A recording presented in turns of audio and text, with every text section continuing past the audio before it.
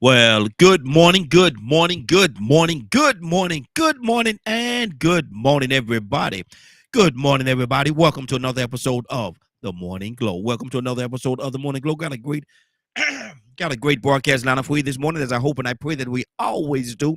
I'm not important, just a question asker, just a question asker. When we got my brother from another mother, but we got the same father. This is Curtis, Mr. Curtis McNeil. Good morning, sir. How you doing this morning?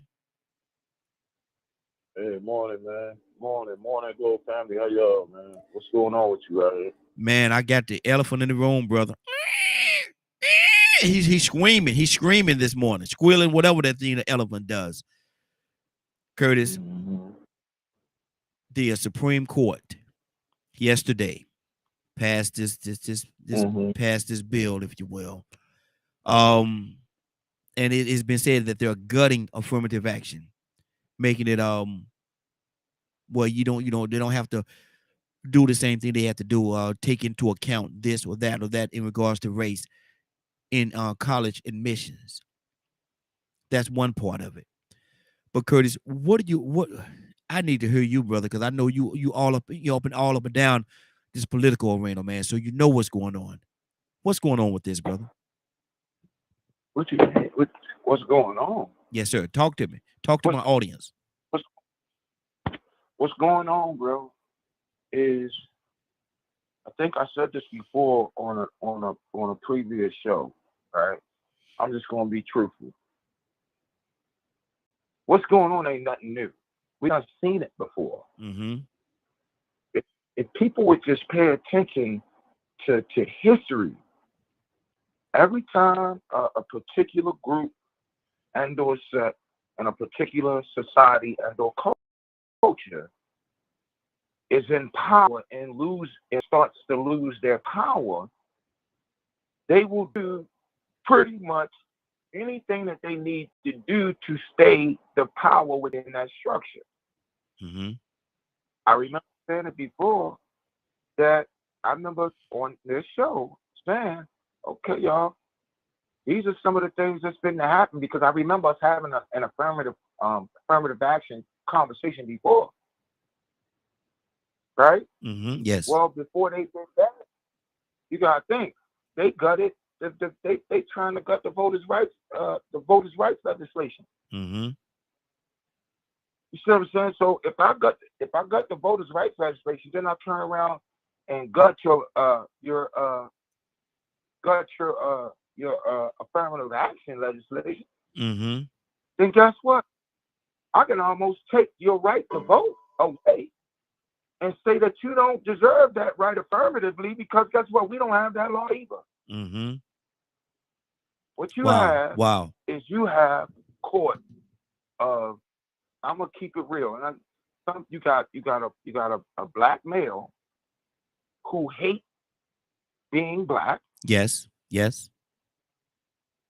and you got several white males who, in all reality, will smile in your face, but then go right behind your back and do things that don't work in your favor. Mm-hmm.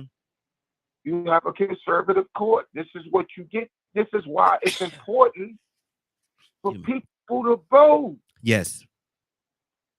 We just had an imbecile put 3 judges on the bench. Mm-hmm. Raheem, the last judge that he appointed.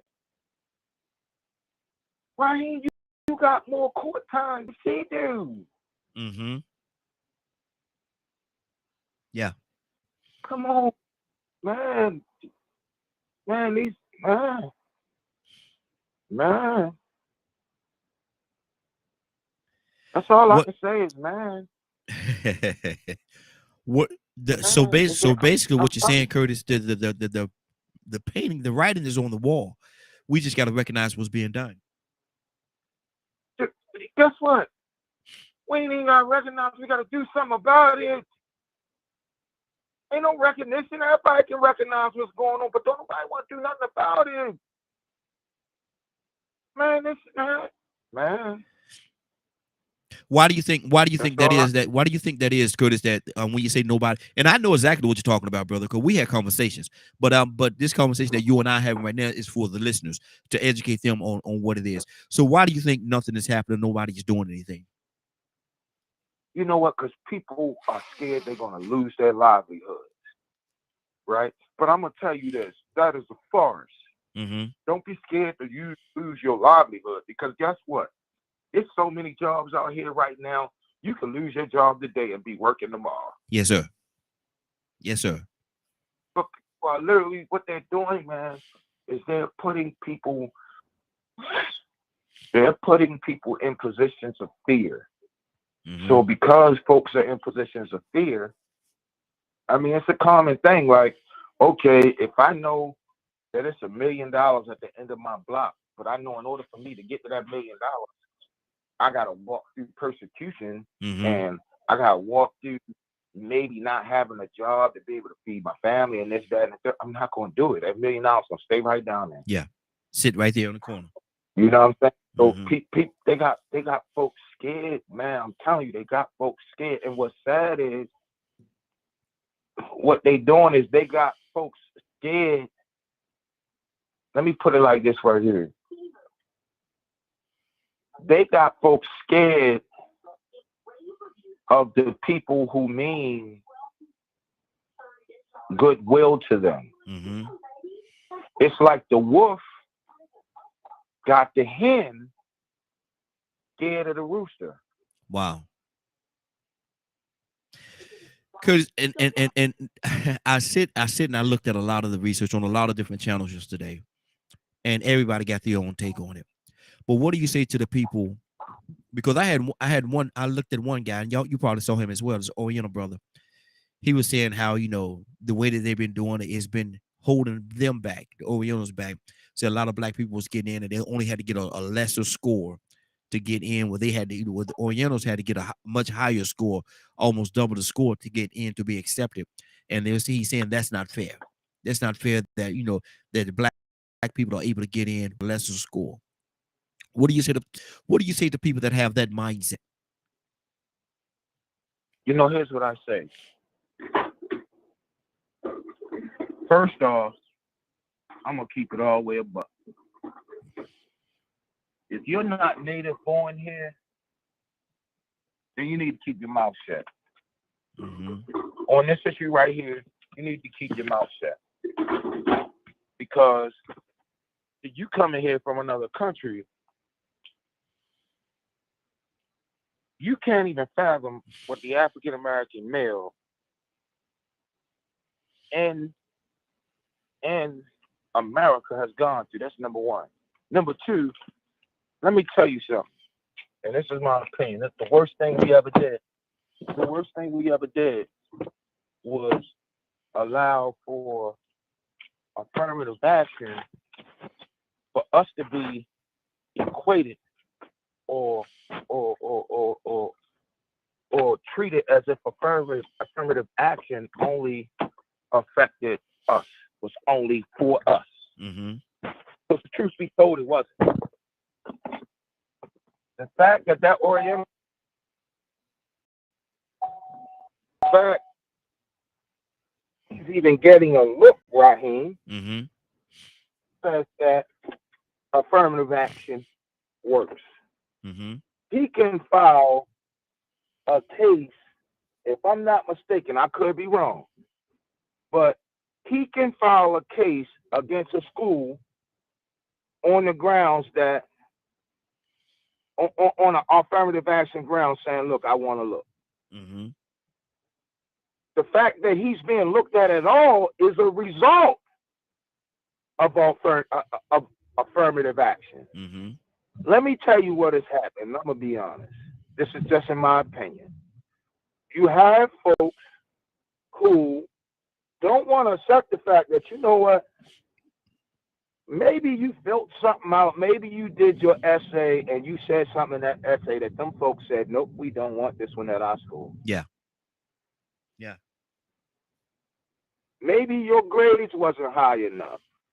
Or maybe your parents, maybe you thinking that, you from a well-off family and you thinking that you can get in, and guess what? Oh no, buddy, your parents ain't donated enough money, Mm-hmm. right? Yeah. Because here's the thing that bothers me with all of this. So you're going to gut the affirmative action, but you're not going to get rid of the legacy programs. Mm-hmm. So right then and there, you telling me that you're still not being fair. You know what the legacy programs are, right? No, what is that? So legacy program says, like, for example, let's say that your daddy went to Harvard. Mm-hmm. You went to Harvard. Your kids basically got an open door to Harvard.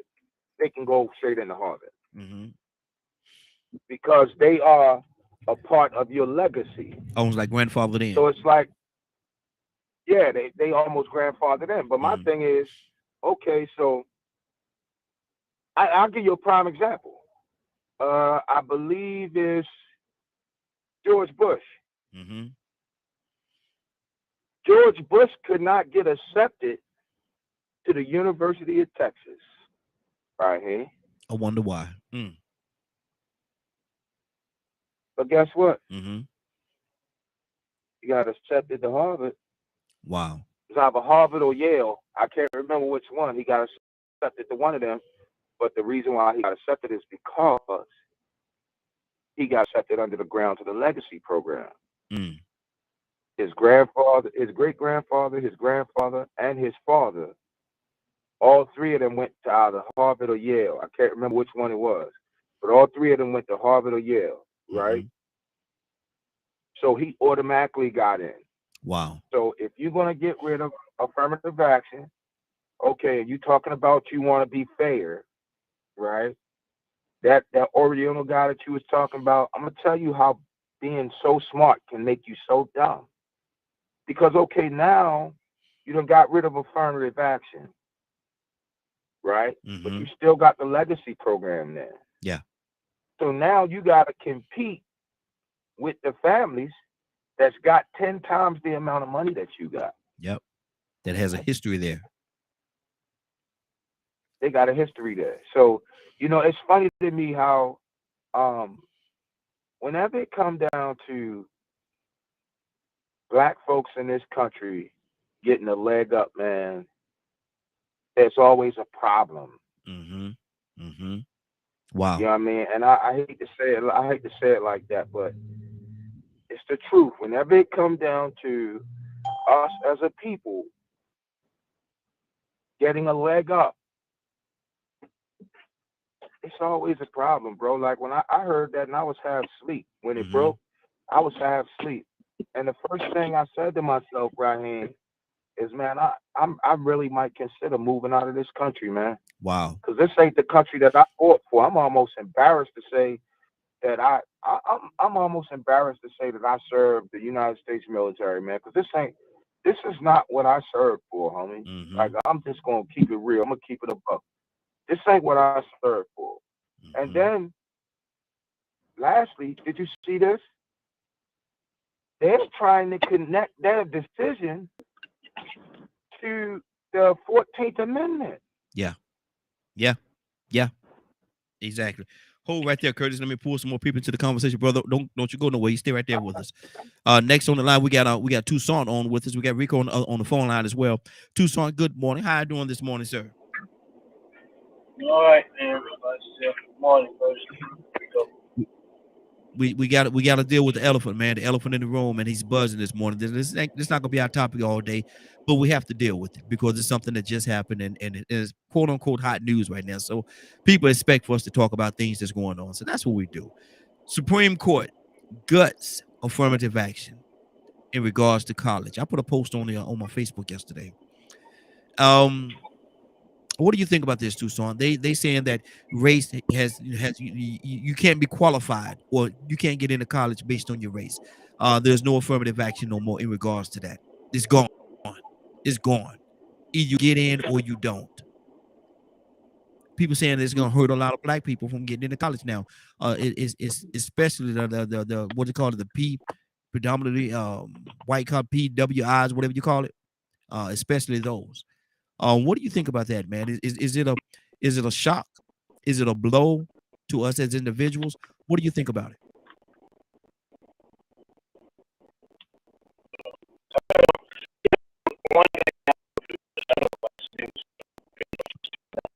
Hey, Tucson, your volume is skipping. Tucson, your volume is skipping. Okay, I'm gonna have to do something. Your volume is skipping, brother. Okay. Well, go. Huh? Hold on. Let me go to Rico and Tucson. I'll come right back to you. Rico, good morning, sir. How you doing this morning? Man, I can't complain, man. Just happy to see another beautiful new day, man. Good. Hate to hear Don got that bad reception, man. He sound like he in a bad spot. Yeah, and he hopefully he got a call in on the phone line, and that way we can have the the visual as well as the audio, and so hopefully he's in the process of calling in right now. But Rico, what do you think about this, man? You've been this political thing, man. You up on, like I say, Curtis, man. You up on this thing as well, man. So what do you think? What do you think they're trying to do? What is the motivation here? Is it a good thing? Is it a bad thing? Is it a good thing for our people, or is it a bad thing? Well, they're gutting. Go ahead. They're trying to continue the evolution of slavery that people don't realize that we're in. People get mad when you say, "Are you still slaves?" And I ain't no slave. I ain't no slave. It has evolved. Mm-hmm. It has evolved through law. It has evolved through legislation. I mean, you look at the prison system. Ever since emancipation and the invention of the prison institution, you saw different laws and legislation enacted.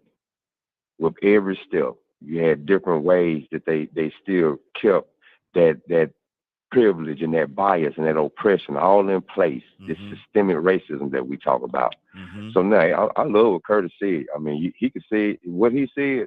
Unless you just want to hear everybody else's opinion, man, he answered it all right there. Mm-hmm. He broke it down. Then he used the perfect examples. And see, people don't understand that affirmative action.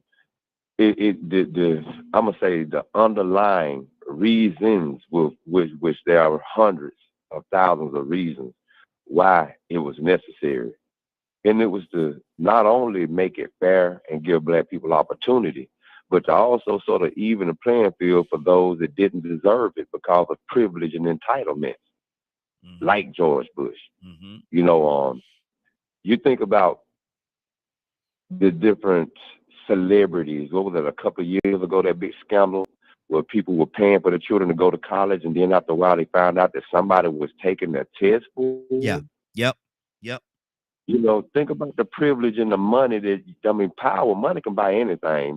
Money can get you a sub and have you go to the bottom of the ocean, and you ain't even got to go through the regulations that everybody else do it. You ain't even got to take the proper steps to make sure it's completely safe. Mm-hmm. People with money and privilege continue to flex their muscles to separate themselves from the rest of the population of this planet.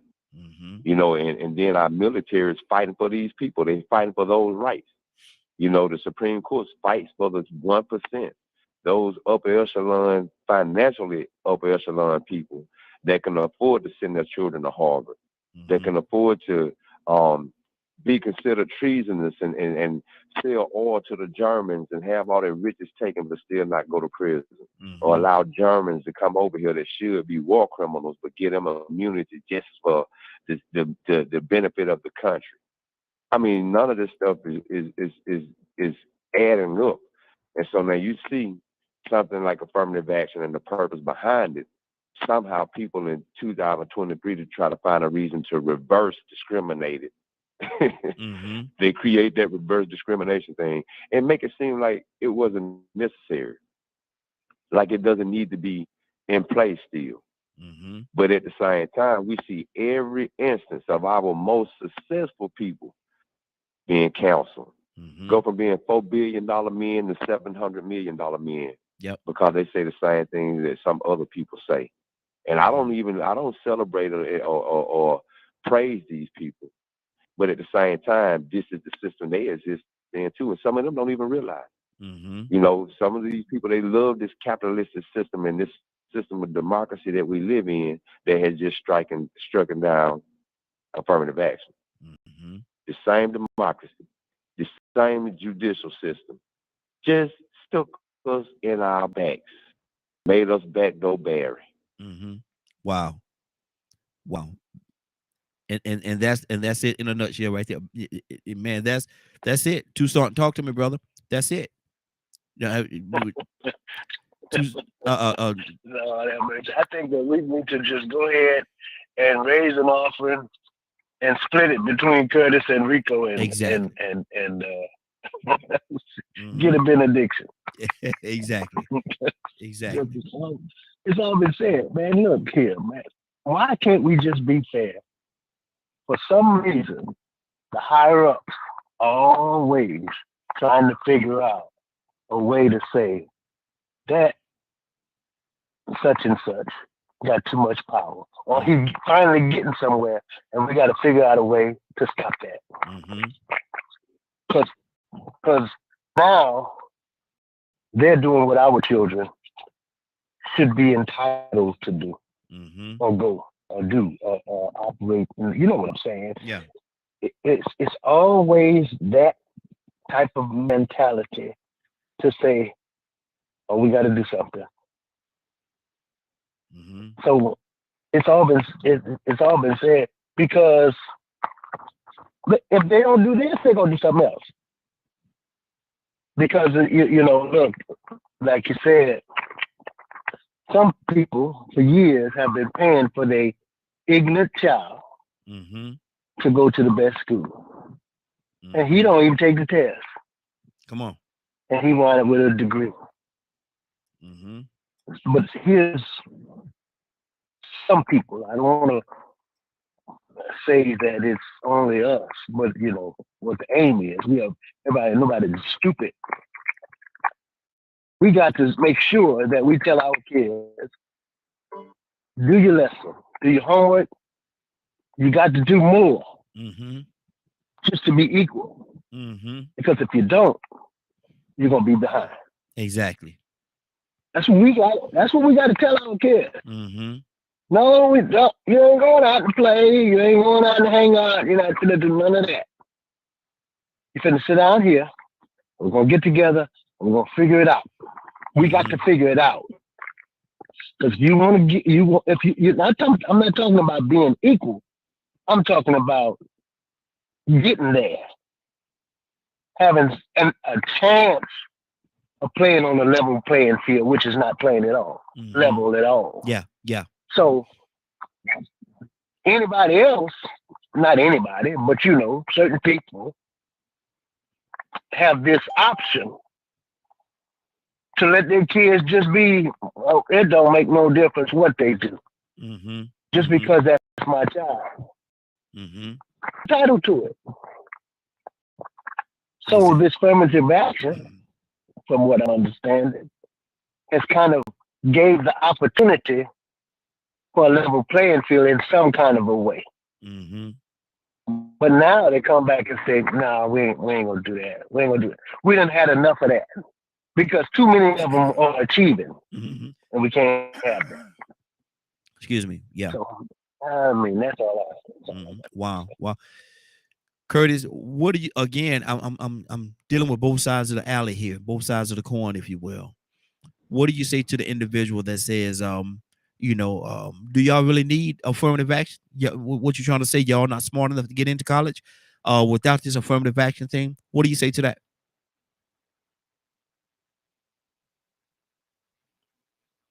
Curtis? Yeah, I'm there, Rodney. Ask me that again so I can process that. What do you say to the people that say, man, why y'all leaning on affirmative action, man? Are you trying to say that y'all not smart enough to get in college on your own merit? Why do you need this help? I didn't need no help. I got in because I did the work and I had the grades. I had the scores to get in. Why do you need this help to get into a college? Why do you need that? It's funny you asked me that, sir. It's I think you should be asking yourself that instead of asking me. Because first and foremost, the first thing you did was you already showing me that you have a bias against the option for me to have the opportunity to even get a look. So we really don't need to discuss anything because you haven't investigated yourself. You haven't investigated the situation further or enough to even ask me that kind of question. That's number one. Number two, when I did my math and I looked at research, I actually scored higher on any test that we have than you did. Mm-hmm. But last but not least, don't just push affirmative action towards college. Affirmative action was just not written just so that we could get in college. Mm-hmm. Affirmative action is in all reality spread out amongst employment. You can take affirmative action any way you want to go. Disability discrimination, employment. It just don't have to do with banking, housing. It just does not represent the option for me to get into school or go to the school of my choice. Mm-hmm. Even with affirmative action, only thing affirmative action says is I at least deserve the right for you to look at me. Mm-hmm. It does not mandate that you make sure that I get in. You can look at me and say, well, no, he don't meet the requirements. And if I don't meet the requirements, I don't meet the requirements. Mm-hmm. But you can no longer, just because I am African American, Asian American, Pacific Islander, you can no longer, as long as affirmative action is in place, and or a female, you can no longer say, well, no, we don't even have to look at them because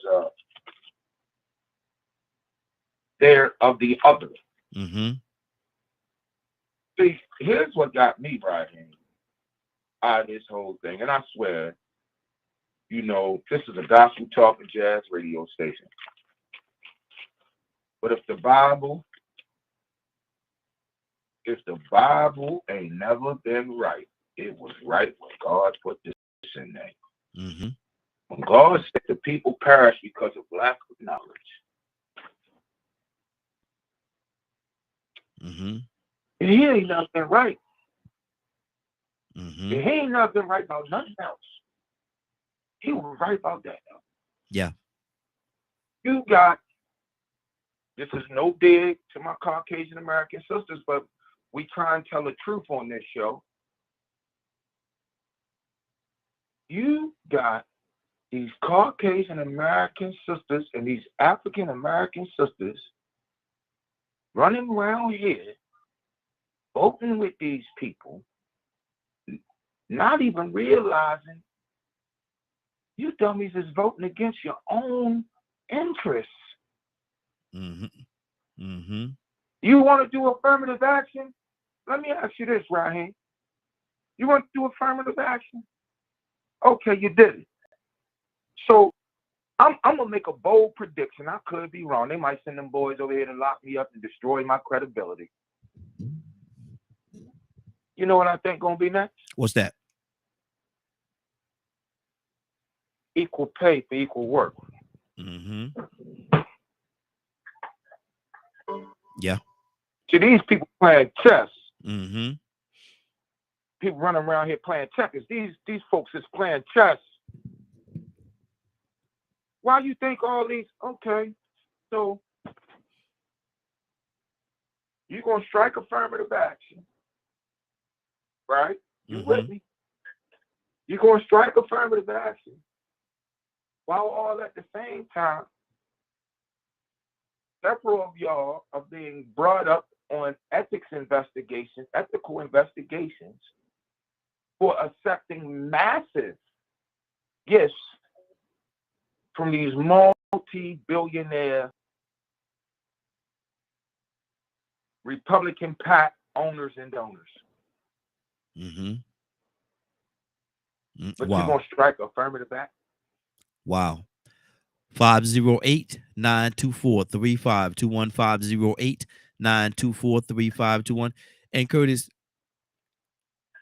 it's so many different levels on this thing. I was going to go somewhere else, but it's going to change the course of the conversation. So I'm going to bring it up a little later. But right now we got another call. I think it's Ibrahim. Ibrahim, good morning, sir. How are you doing this morning? Well, blessings and good morning. I would like to extend condolences to the King family. Christine Ferris, Absolutely. King Ferris, Mhm. died yesterday. She was the older sister of Martin Luther King, the firstborn of her father and her mother, Miss Williams. So, like to make condolences to her. She was a great woman, a true civil rights revolutionary hero, and her actions. Good I deal. say that. Absolutely. And I'll say that. Now, the conversation you were having, how do I feel about it? I have mixed feelings, but I like to say I like to explain that the affirmative action is necessary.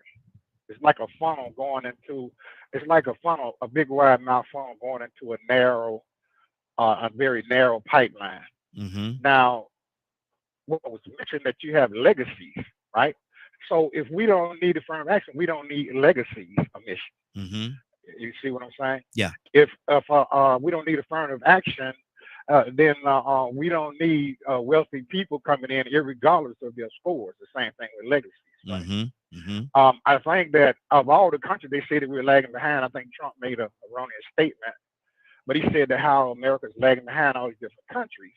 A lot of these countries have what? Free higher learning education. Yes. So let's don't get that twisted, right? This is needed. The country needs educated people. But as far as college concerned, I went to Boston University. I got in through a program. I had a full scholarship. I didn't Mhm. finish, unfortunately, but I had a full scholarship for anything I want to do up to a master's degree. Okay. Wow. I That's failed to good. get my bachelor's. I didn't go that far. I just Mhm. left college. It's like hindsight, Mhm. but I left for a good reason. I went into my own business.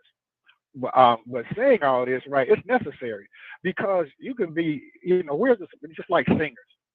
Every singer be on the stage is not the best singer, nowhere near the best singer. Mhm. But they have, what everybody call the it factor. They have backing, they have support, they have a little training, whatever it takes to get a package over there.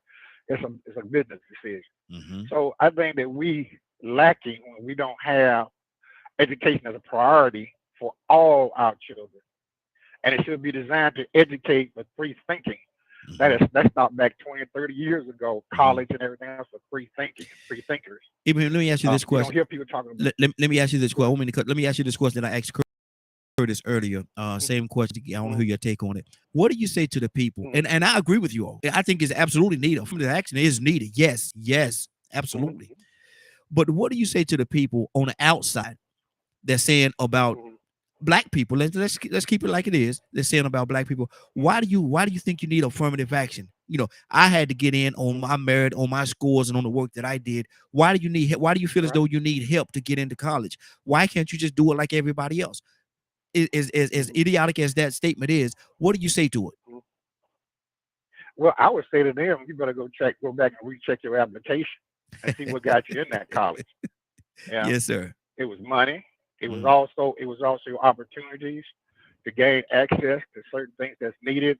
Years ago, Johnson and Johnson figured out, it was a black psychology team. They figured out that the education system is slightly biased, and what did you require the questions that you ask. What's the difference between a Devon and a Schifferow? What the mm-hmm. hell has that got to do Hey, with living mm-hmm. or any type of science or anything? Mm-hmm. So I would say this: you better check your application and how did you get there. Any black person in college today, it wasn't long ago in my lifetime, and a lot of you probably getting born or wasn't born then, right? But my lifetime went right here in Georgia and New York and even California, where black people were castigated and attacked, and people tried to be killed and murdered just to step foot on the college campus they were more than qualified for, or high schools and elementary schools, more than qualified for. Put those scenes back in your mind. And before then, it was a handful of people. W. Du Bois was the first, I think, PhD graduate of Harvard. Mm-hmm. But he never knew slavery. He never was familiar with it. He was surprised when he went to Tennessee and taught at Nashville. Mm-hmm. But I can go on and on. But the thing is that we have to, we really have to research and remember and know our history, which we don't. Yeah. We don't have any clue about history. But in saying this, because of the 14th, 13th, 14th Amendment, and black people that had it installed and prayed for it and worked hard for it and lost their lives over, we have a system now that is very diverse. Think about, I heard this Chinese guy talking about, I think that, they got these Chinese guys to go as one of the people that want to go against affirmative action. Yeah, I saw that. Did that, that the Chinese themselves was some of the worst harassed people. They had an anti-Chinese law, a federal law. So now to see him sit back and participate as correct American, as American Chinese, I think he's just like out of his mind. Good deal. And thank God it was Japanese guys. I remind them about World War II and what they did to their parents. Exactly. So again, I think that's something needed to make sure that we're a diverse country now. We're diverse, and it's not the white man's country; it's our country. It's good. So we should recognize that diversity and contribute. You can't find blackberries in a briar patch unless you move some of the briars out of the way. So you got to explore and dig out to find those gems. You see? Exactly. So I'll leave that alone. Good. Good deal. Good. I see where you was going with that too. Yeah, I see where you was going. But let me and the phone lines open 508-924-3521, 508-924-3521. And everybody share the broadcast. I want other people to listen in as well. TikTok, YouTube, share the broadcast, and TikTok, the phone lines open. You could definitely give us a call. And everybody else, give us a call. 508-924-3521. Whether you agree or not, give us a call. Tell me what you think about this affirmative action bill being shut down. Is it good? Is it bad? Is it good for the people? Or is it something that's bad? Or is it just another divide that they're trying to put, another wedge that they're trying to put between us? Everybody? Yes, sir. I got a question. Check this out. It just came across to me, right? You know how I'll be paying attention to like the pattern. Yeah. Like things that's going on and when they happening, right? You don't think that this was kind of, well, I ain't gonna say kind of. You don't think that this was a plot and a ploy? Yeah. Right? Check this out. You got a woman's right to choose. So you took her right to choose, right? Yeah. You did absolutely nothing to enhance equal pay for equal work. Right? You got the voters' rights legislation, right? Then you got affirmative action. You moved the gut voters' rights. You're gutting voters' rights. Then you move to strike affirmative action. Right? Yeah. Now, if you go down that line, ladies, I don't know about y'all. I might be digging a little too far. I don't know about y'all. But it looked to me like somebody trying to make y'all barefoot and pregnant back in the kitchen. That's what it looked like. Because see, at the end of the day, in my opinion, you're going to push as much as you can, but you're going to let up on something because you know if the men get upset, men have a tendency to respond physically. We'll toe the line with the men, and as long as we can bless their pockets, we have a greater chance of the men falling back and saying, look, I'm getting mine, But ladies, I don't care what your political persuasion is, but I really and truly think it's time for y'all to stop speaking at us black men.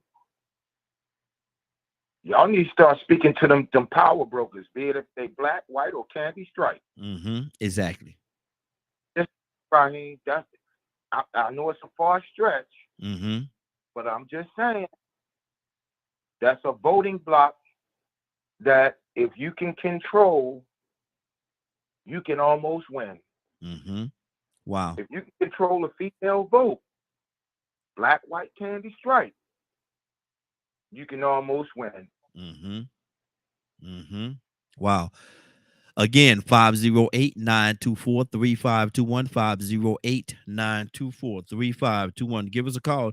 Tell us what you think about this whole thing, this affirmative action, man. They've gutted it. They've done away with it. And in regards to college. Let me make sure I put it out there in regards to college and college admissions. But what's next? What's next? Joseph, good morning, sir. How you doing this morning? Hey, good morning.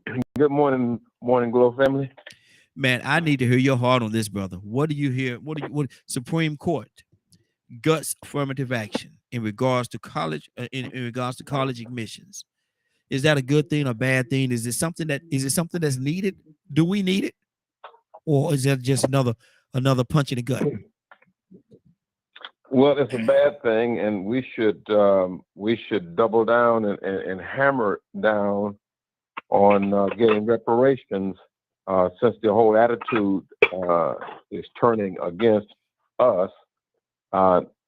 We after the civil rights movement, the country seemingly was on the path to rectifying the wrongs with the Voting Rights Act and the Civil Rights Act.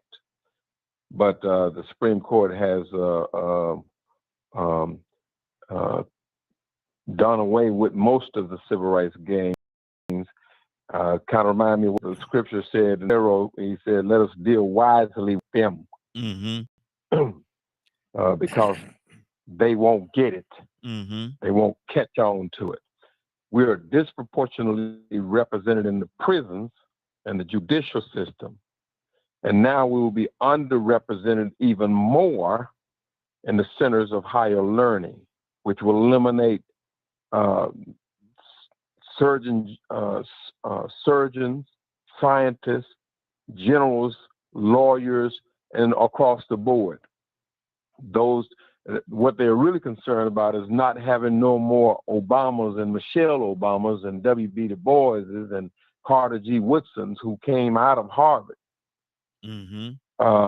because those are leaders who will make seismic changes in this country, and they know this.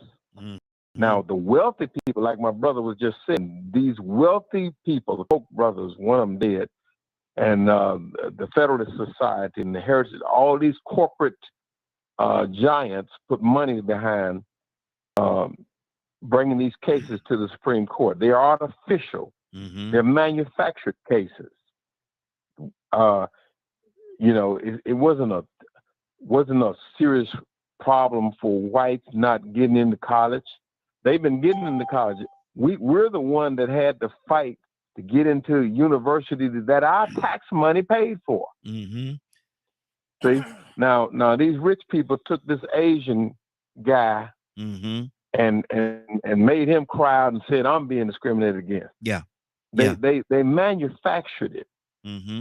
Now, what I say is intelligence is not based on race, but the opportunities in the United States is. Intelligence is not based on race. You can find intelligent people in all races, but opportunities are regulated in this country, and it has been for us since we've been here. I mean, look, we couldn't learn. We were. It was against the law for us to learn during slavery. Coming out of slavery, more money was spent to educate the white child than the black child. And they had this separate but equal thing going on. Remember? Yes. As long as it's equal, it could be separate, but it was never equal. All those hand-me-down books that I got, and I'm born in 1959. The books that we got in our segregated black schools in Arkansas, West Helena, Arkansas, came from the white side of the tracks. You would see about 10 or 15 names in the science books and history books before it even got to us. So it wasn't equal, it was separate. And so we lag behind in education, and then they tell us when we go to question the chief of police as to why he hadn't hired no more black police officers, he tell us we're trying to get the most qualified. You got years of discrimination to make sure that people of color couldn't pass your racist bias test. And now you telling me that you trying to hire the most, that man, what kind of fool do you think we are? Yeah. Affirmative action tried to ameliorate past conditions. It wasn't even the cure. Yeah. We may have to go before the United Nations. We may have to take this nation before the United Nations and call it out. But in the meantime, we're gonna double down on reparations. Yeah. Is that the answer, brother? Because I heard a couple of people say that they want to double down and they want to get the reparations. Is that the answer that where we are right now? Well, I mean, look, if we enhance our own schools and we hire the best minds to teach at HBCUs, they could be the top colleges. Yeah. And see, not only in athletics, athletics. But let me say this: I was talking to somebody on yesterday about the same situation, and I said that, man, I think that though it is a terrible thing in what they did, but I also think that it's a great opportunity for us to start more of our own and teach our own. Because I heard somebody. We go ahead. I heard a great man say many years ago, how could we expect the one that enslaved our children to teach our children the best? Exactly. Yeah. And so why can't we take this as an opportunity, though affirmative action, and I'm gonna say it is needed. It is something that I wish they had not done what they did, but at the same, I like to deal with both sides of the coin. So why not take this as an opportunity to go out there and elevate higher than what we were before? When you have people who are social engineering the country, and you can look at this and see, if you look at the bottom rung in the Black community, where young people have not received good education, many of them turn to the life of crime, drugs, and whatever. Well, they got that set up, so it can pipeline you right on into prison, right? Right on out of school into prison. Yeah, all that's set up, social engineered. Okay.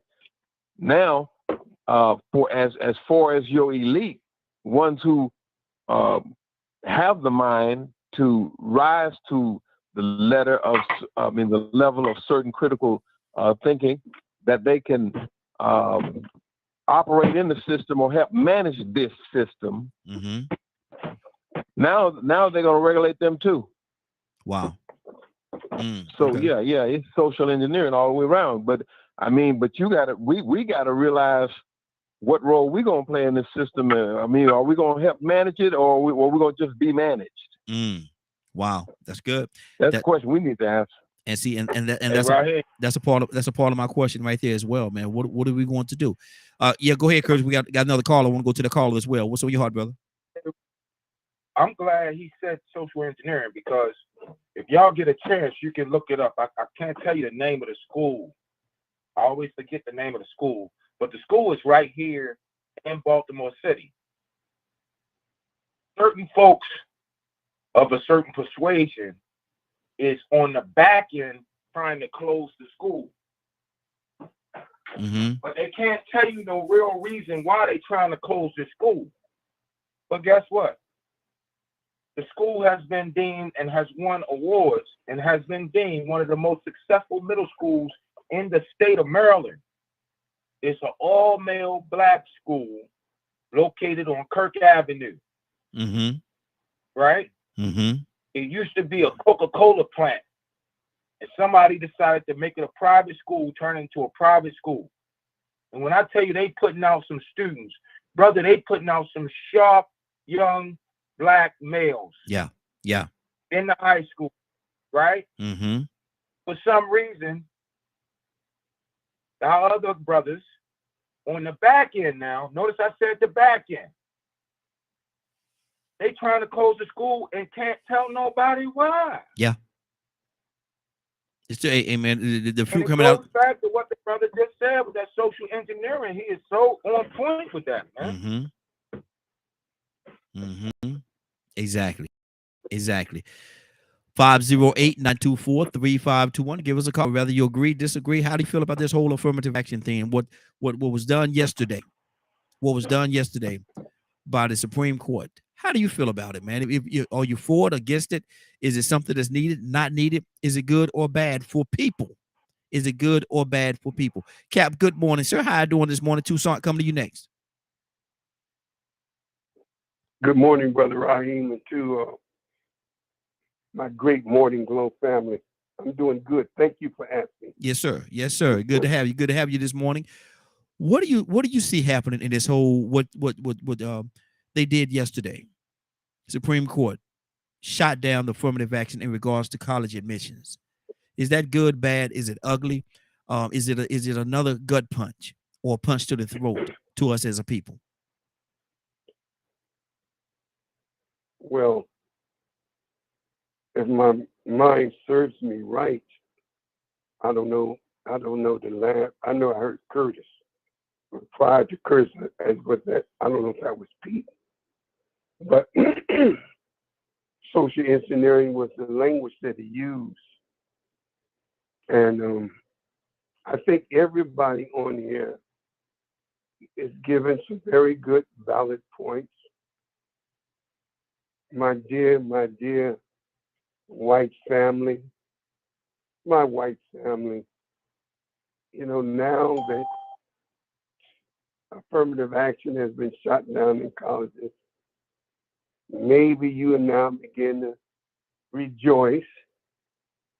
Maybe you rejoice now, saying, and maybe you feel you got some sense of justice now.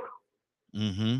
But I'm so absolutely sorry, because there wouldn't be no affirmative action if there was no racist action. Affirmative action, if you remember, my dear white family, not all white people, but those racist minds who think that we love affirmative action. They think we live for affirmative action and have the Amelia Bailey's goals to audacity to believe that affirmative action is justice for us. Oh, my poor white family. How ignorant are you to think that you can correct 450 years?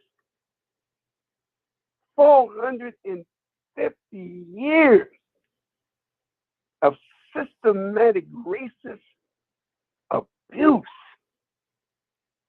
to a people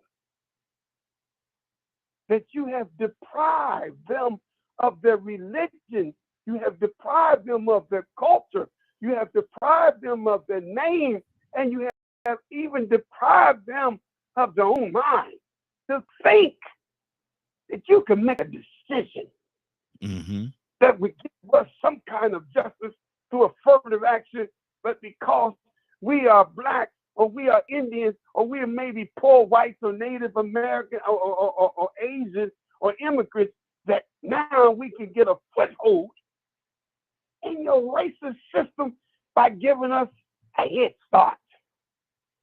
And at the same time, produce discrimination against your own who may be more qualified. So to think that we like affirmative action, maybe some of our people do. And wait a minute, Raheem, and some of our people, a small percentage, let's make it perfectly clear, had advanced on it. A small percentage had advanced. Thank God, they would say, for affirmative action, we wouldn't have some of the brilliant minds in the black community we have if it was, but that's a small few of crabs that get out the barrel. But to think white people that we're mad. You can't take away the brilliance of intelligent young black men and women to go to college by giving them a head start. You know what you really do? You really deprive yourself of brilliance.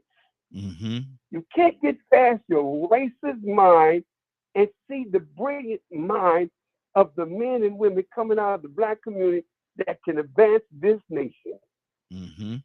So who is hurt by affirmative action? Not us. And this ain't nothing new to us. Mm-hmm. You know, because we had affirmative action, that don't mean we wasn't discriminated. We get discriminated against every time the police pull us over. It ain't got nothing to do with affirmative action there. Mm-hmm. We can't pull out our affirmative action card when the police pull us over right here. Hey, what's it again, buddy? Wait a minute, let me pull it. What is that? That's my driver's license? And what is that other thing? Oh, that's my insurance. What is that third thing?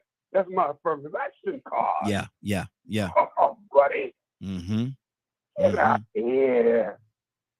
I'm so happy that it's over with, because now we're going to fight you tooth and nail. Mm-hmm. You started the fight, baby. Then when we beat you at the daggone finish line, then what is going to be your excuse now? Affirmative action. What is your excuse now that you got to fight the excellence of bringing Black people that you have deprived? No, brother, I'm happy it's gone. Now you won't have no excuse to say this is the reason why we advance. You racist, sick individuals trying to correct the wrong that you created by giving us a head start. Get out of here. We like James Bond. We don't want you to give us nothing. Just open up the door. Doggone it, we'll get it ourselves. Absolutely. You ought to open up my doggone. That's what's on my heart right here. Good deal. Toussaint, I said I was going to come to you next, brother. What's on your heart? I think we're going to have to spread this offering around, man. Joseph said something. I think it was Joseph. said something. He says, let us deal wisely with them. Mm-hmm. History repeating itself over and over and over again. Joseph them were over there in Goshen, multiplying and prospering, secluded the Egyptians, and they looked at them and saw what they was doing. And that's what they said. Let's deal wisely with them. I just want to say that, man, because it's happening again. Let's deal wisely with them. Yep. They do it. Yep. If you check every once in a while, those same, we use these biblical precepts for an example of how there's nothing new under the sun. Nothing. Come on. No matter where you go, no matter how long it takes, they're going to try it again. Herod comes up and starts killing babies. Yeah. Check it out. To destroy the male seed. It happens over and over and over and over again.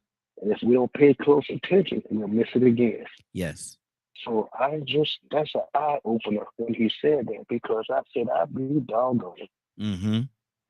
They're doing the same thing they did thousands of years ago to a people that was all by themselves with no help from nobody else. Rising. And it says we better deal wisely with them, just in case we have a war and they will join up with our enemies. Ain't that something? Yeah. That's what's on my heart. That's exactly what it is. That's exactly what it is. Badger, good morning, sir. How you doing this morning? Good morning. Okay, what's on your heart, brother? We're talking about the affirmative action. I think you posted something on Facebook, but what's on your heart? Well, I was actually happy to see it. They found two universities, I believe it was Harvard and the University of North Carolina, guilty of using denying humans of a different race that weren't white from getting in, no matter what their merits were. It did not matter what their education level was or their skill level. They were using, Harvard even posted it on their actual official website that they got in trouble because they were Harvard, the school that trains people in law, wasn't obeying the law. Like, let that sink in for a minute. And what exactly what exactly were they doing? Help me make it clear what you're saying here.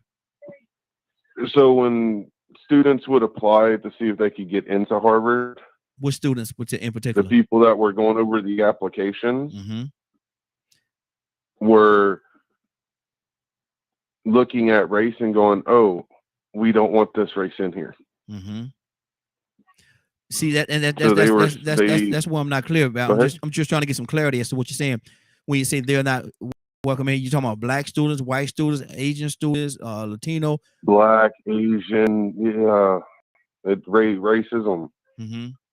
Okay. They found proof of it, and that's why the Supreme Court came down on those universities and went, "You're not practicing the 14th Amendment." I believe it's the 14th Amendment. I'd have to look it back up. Am I wrong in thinking that when you first started, you said Harvard and University of North Carolina were not allowing white students to get in, regardless of what their scores was? No, that's not what I said. Oh, did anybody else hear that, or I might have heard wrong? Curtis, did you hear that? What I heard was, it sounded like he was saying, when this thing first, Badger, correct me if I'm wrong now. What he was saying was, he was telling you what actually happened and what the need for affirmative action was. Okay, but what he was saying was, my question was, did he say that white students, regardless of what their grades or academic accomplishments were not getting in? Did I hear that part? Because I might have. Okay, I might have missed something. I had to go back and listen to the broadcast. I thought I heard that. Took you back to the beginning. He was saying the initial thing was that all of these others, that they found out that the people who was evaluating the applications were stating that, "Oh no, we don't want them black folk in here. Oh no, we don't want them Asian folk in here. No, we don't want no more. We don't want no South Pacific Islanders in here." So that's really what spun the need for affirmative action at the collegiate level, is because initially what they were doing was you could have had you remember back when we was in high school, Raheem, the top score in the SAT was 1600. Yeah. So you got a black student that's got a 1600 SAT score, right? And they're applying for Harvard. They can't get in. Prime example is one of our Supreme Court justices. He is a direct recipient of affirmative action. Affirmative action. Yeah. When he got into Harvard, he got into Yale. It's either Yale or Harvard. He got in because not only was he smart and was considered one of the greatest litigious minds in our history, but the affirmative action made them have to look and say, "Okay, no, we really got to look at this guy. He meets the qualifications and he's black. We cannot deny him. No, we got to take that in the reverse because we got affirmative action." Okay. So okay. I think what Badger, is that what you was trying to say? Yes. Okay. I could have jumbled all the words together. Yes, that was what I was saying. So okay, because my thing was I thought I heard, and I apologize to you if you didn't say that, because I don't want to put anything in your mouth that you did not say. I thought I heard you say something about white students, regardless of what their scores was, were not getting in. I thought no. Okay. Go ahead. That is not what I said. Okay, brother, go ahead. Finish your thought. The other part that bothered me is I even had the message like Leonard yesterday, and I wanted to confirm something, because the way some of the news was presenting it made it seem like a bad thing. And I'm reading it, and I'm like, oh, because it almost made it sound like they were doing away with it for some reason. And I'm like, why would they get rid of that? But that's not what the case is. So anyone listening, I hope they make sure they read it and don't react, because there's some wordplay going on really hard around this one. So is it a good thing or a bad thing that it's going? It's a good thing because they're holding those universities. Think about how many students were turned down that would have been amazing in those fields, or probably had to go somewhere else that wasn't as well known and probably is struggling to get a job because of the racist people deciding who are getting in and who ain't. Okay. So Badger Field is a good thing. Joseph, talk to me, brother.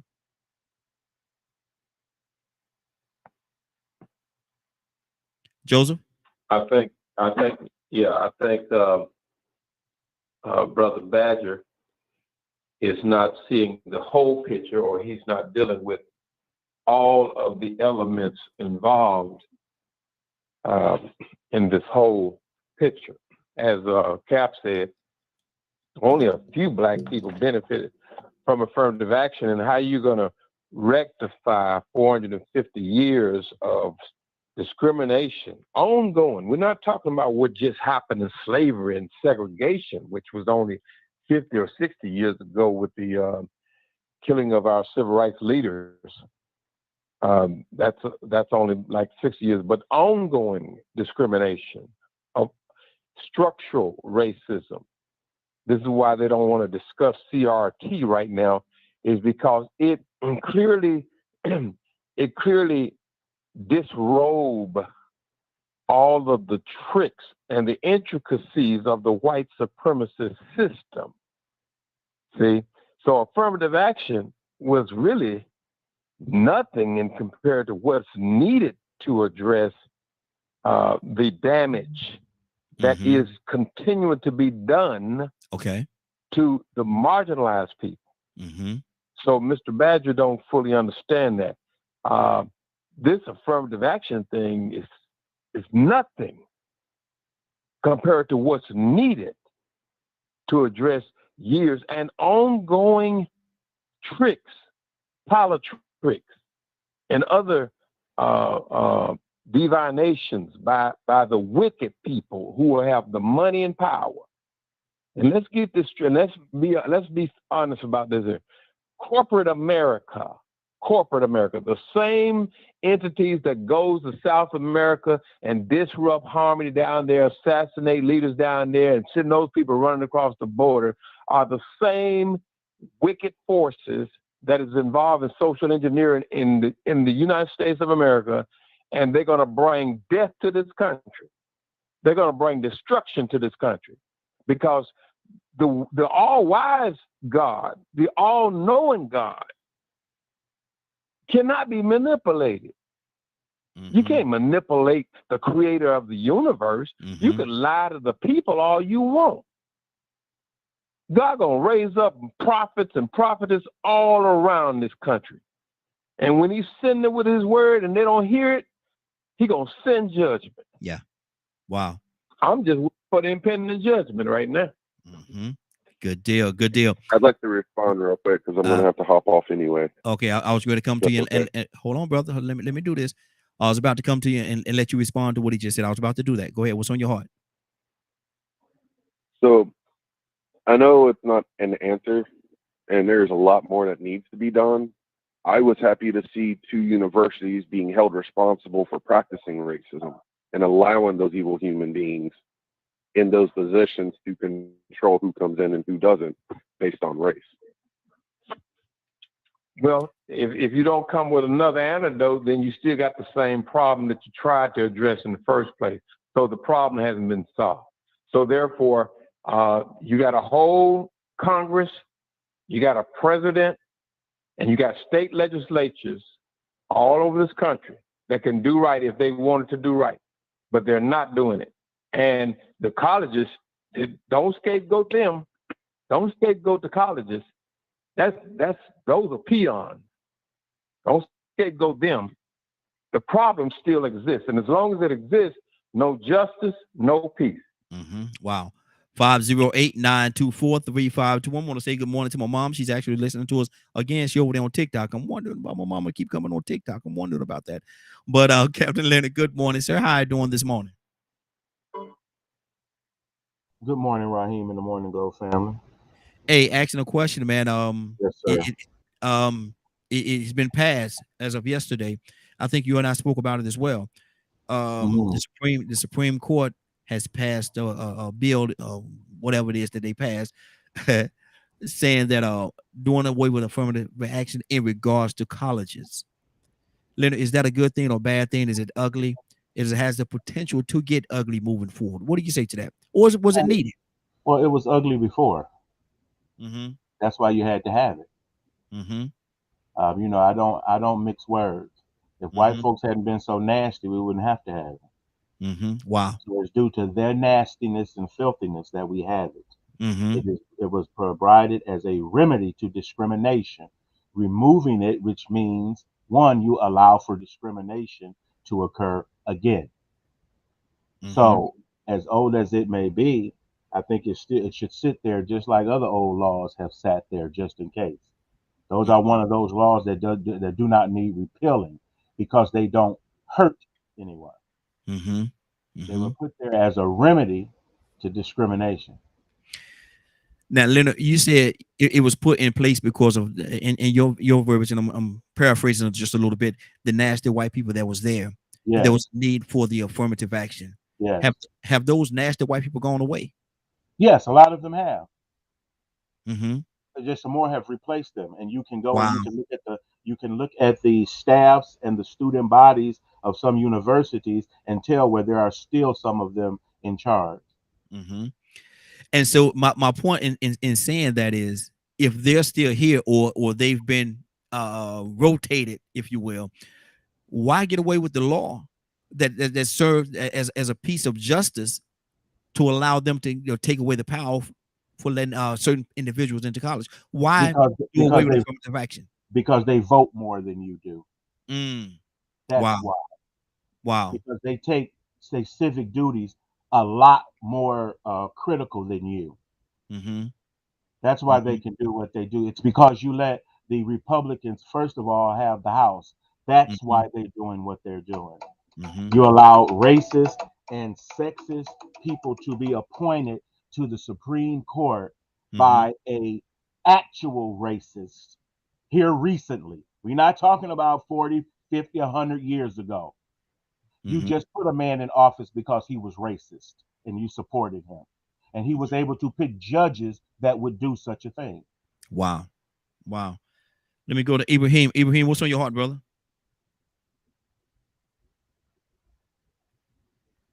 Ibrahim, you there? Yeah, I'm here. I think there's a good morning, Leonard. Hi, right. Well, and good morning, I think there's a misunderstanding what actually happened. Let's recap. And Leonard said some important things I wanted to bring out. Nobody gave us these things, right? This was fought. It was a well fought battle and won to get affirmative action in because the situation as it was at the time. Nobody gave us nothing. Nobody said, okay, we're going to give you this because you're disfranchised. Because we cried out, we disfranchised. We voted. We protested. We did everything that we could. And out of this, we had people like Colin Powell come out of that. He was affirmative action. He was even castrated in the military for being appointed general. We also have Clarence Thomas, who was on the side of against was on side for disposing affirmative action. This was a court decision. It can be appealed based on the 14th Amendment, what it actually entailed. But we forget certain things, right? Out of 523 years of slavery being brought to this country by Europeans, we see that the domination is the main thing, control the land and the resources. And in a few years during slavery, up until the Civil War, where we were denied these educational resources. It was passed in South Carolina with the first law and the breaking of the Union. But getting back to this was actually happening. There was a gentleman been trying to stop repeal this law of affirmative action for years. He tried not too long ago, I think maybe about 4 or 5 years ago, maybe when Obama was in office. He tried to do the same thing. He got some students to come up and express grievance of being denied because they were white. And I don't know if y'all remember this, but it was all over the news. It was a big argument. by the time Trump came in, that we were denying white people getting this education, and all other people, because the affirmative action was curtailed to black people, which was not the case. It was all people of color and then people in social economic conditions as well. So the military does not have any part in this. In other words, the military can still use affirmative action as they're detailing about designing their military, about who's a leader, who's in leadership, and X, Y, Z. So that's one thing. But yeah, I think that it's a bad thing because we fought long and hard for this. Mm-hmm. But I remember something that Booker T. Washington said at 1895 at Piedmont Park in Atlanta, what some people wrongly call the Atlanta Compromise. Was he stated that we needed time. He was against the vote too. That we needed a time when we need to corral our resources and take self-responsibility in our own growth and wealth. I paraphrased a little bit, but that's basically summarizing what he said. And I think that's very important. We can no longer keep relying on other people to do things for us. And I kind of celebrate some things that Cap said, that we need to educate our own. And we do have HBUs that are more qualified in medical, right? Mm-hmm. I think it was Howard, and also, right here in Atlanta, Morehouse is a primary medical school. I don't know if anybody knew that. Mm-hmm. Yeah. And a bunch of other HBCUs around, mm-hmm. and technology and science. But the point is that who controls the money bags, who get the best education, like in Georgia Tech and places like that, is because of that. Now, Harvard and North Carolina, they were using the affirmative action. That's why the students, the Chinese American student in Boston, he railed against Harvard's policy of having equal rights policy, and also North Carolina was reviewed by some other students, and that guy finally won his day in court, where they struck down the affirmative action law. So that's what actually happened. This gentleman's been doing this for years. I can't recall his name now. We pay attention. So what does it mean to us as a people, right? It means that what it always means. We should start getting off our butt. We should go. We should vote. And if we're talking about college, we at least be college literate, or go to college or something like that, and have a decent opinion, actually have an education process, and take more responsibility, educate them. Mm-hmm. Muhammad schools, they were a very strong force about educating our kids, not just in Islam, but they were teaching the things that children need to know, and keeping a discipline on the matters at hand, and not getting lost in all the fads and everything. And I celebrate that. And a lot of other blacks, there's been a lot of other private black schools. I've went to a couple, and myself, right? So what I'm saying is that, we need to really dig back in there and look at what we're actually asking for. What mm-hmm. do we really want?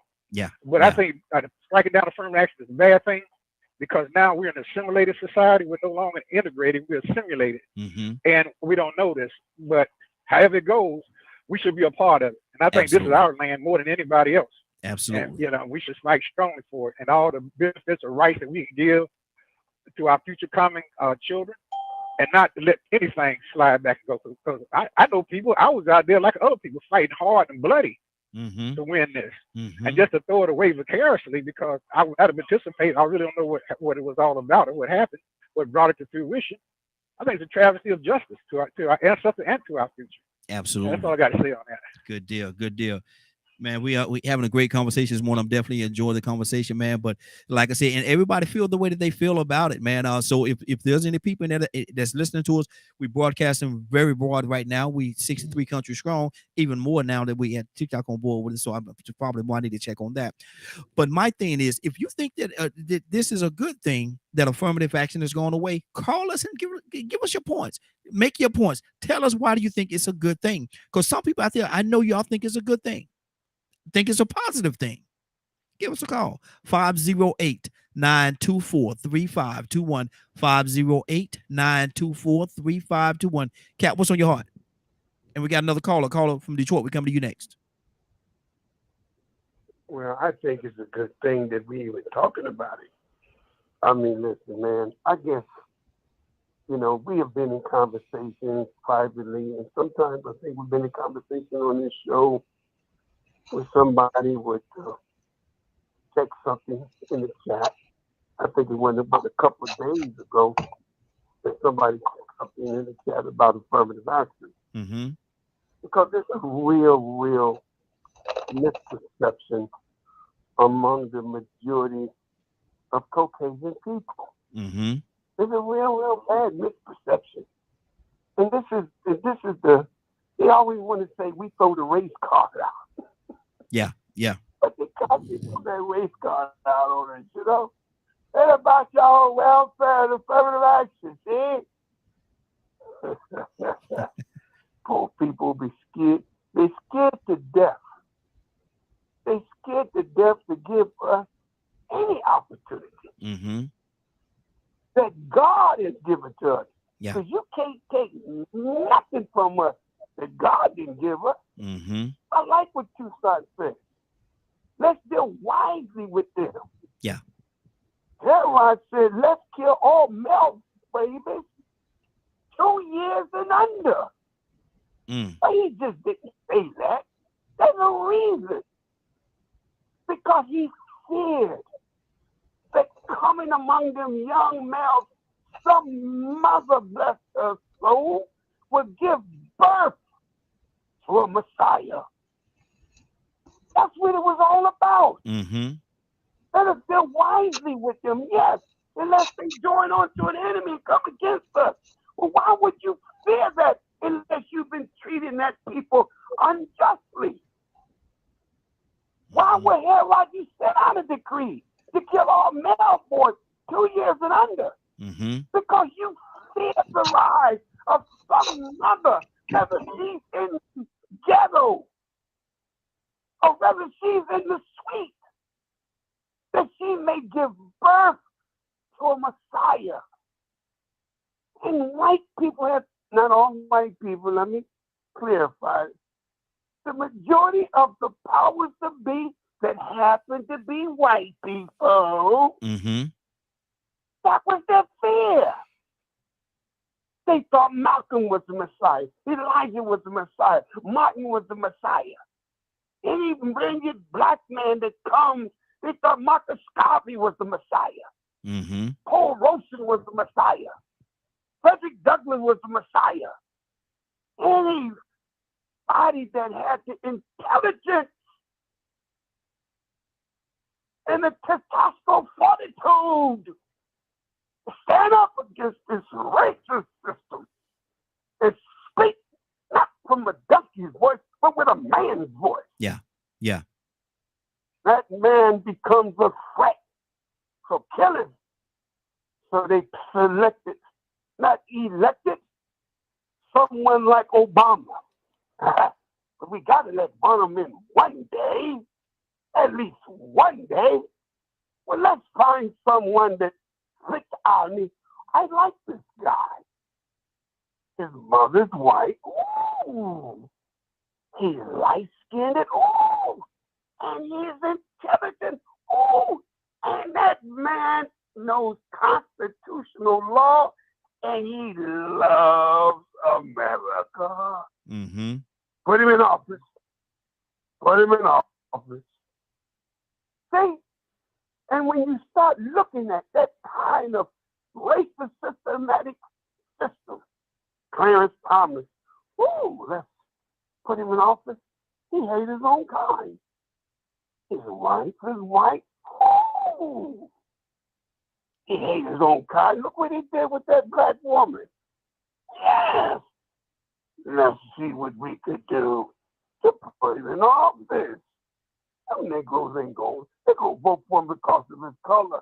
But we like him because most of the time he's going to vote against everything's about his own kind. And then we get that brilliant sister who pulled herself up by her bootstraps. That brilliant black Supreme Court justice. I don't know if affirmative action helped her to get where she at. I don't know the statistics. Maybe it did, maybe it didn't. One thing you can't take away from her is her brilliance. So when you got those Supreme Court justices that are people of color, you know why they want to strike it down? Because they tired that in their inner circle, among their own kind, there's somebody in the inner circle. Hey, Clarence, thank God for affirmative action, huh, buddy? Hey, so-and-so, thank God for affirmative action, huh? Very good, master. Boy, if it was for first and next, the third good month, look at that. They tired of hearing that. Yeah.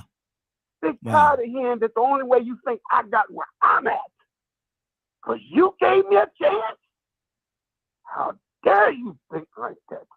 Good deal. And so now, that's the beginning. That's the beginning. So the Honorable Elijah Muhammad used to say to us, he said the word welfare one day would be spelled backwards for black people. Farewell. Wow. He said one day welfare would be spelled backwards for black people. Farewell. Wow. And I'm happy to see us now saying, yeah, you ain't got to give me no head start. Matter of fact, put me at the end of the line. And fire the gun up. Exactly. You at the end of the line. That's what's on my heart right here. Good deal. 508-924-3521. 508-924-3521. Got a caller from the Detroit area. What is that? 313 area code. Leonard, coming to you next. Caller, what's your name? Where you calling from?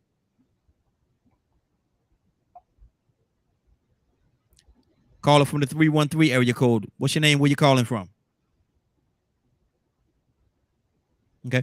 Leonard, talk to me, brother. Hey, Rod. Hey, Rod. This Pastor Mo. Is that me? Yes, sir. Yes, sir. Good morning, sir. How you doing this morning?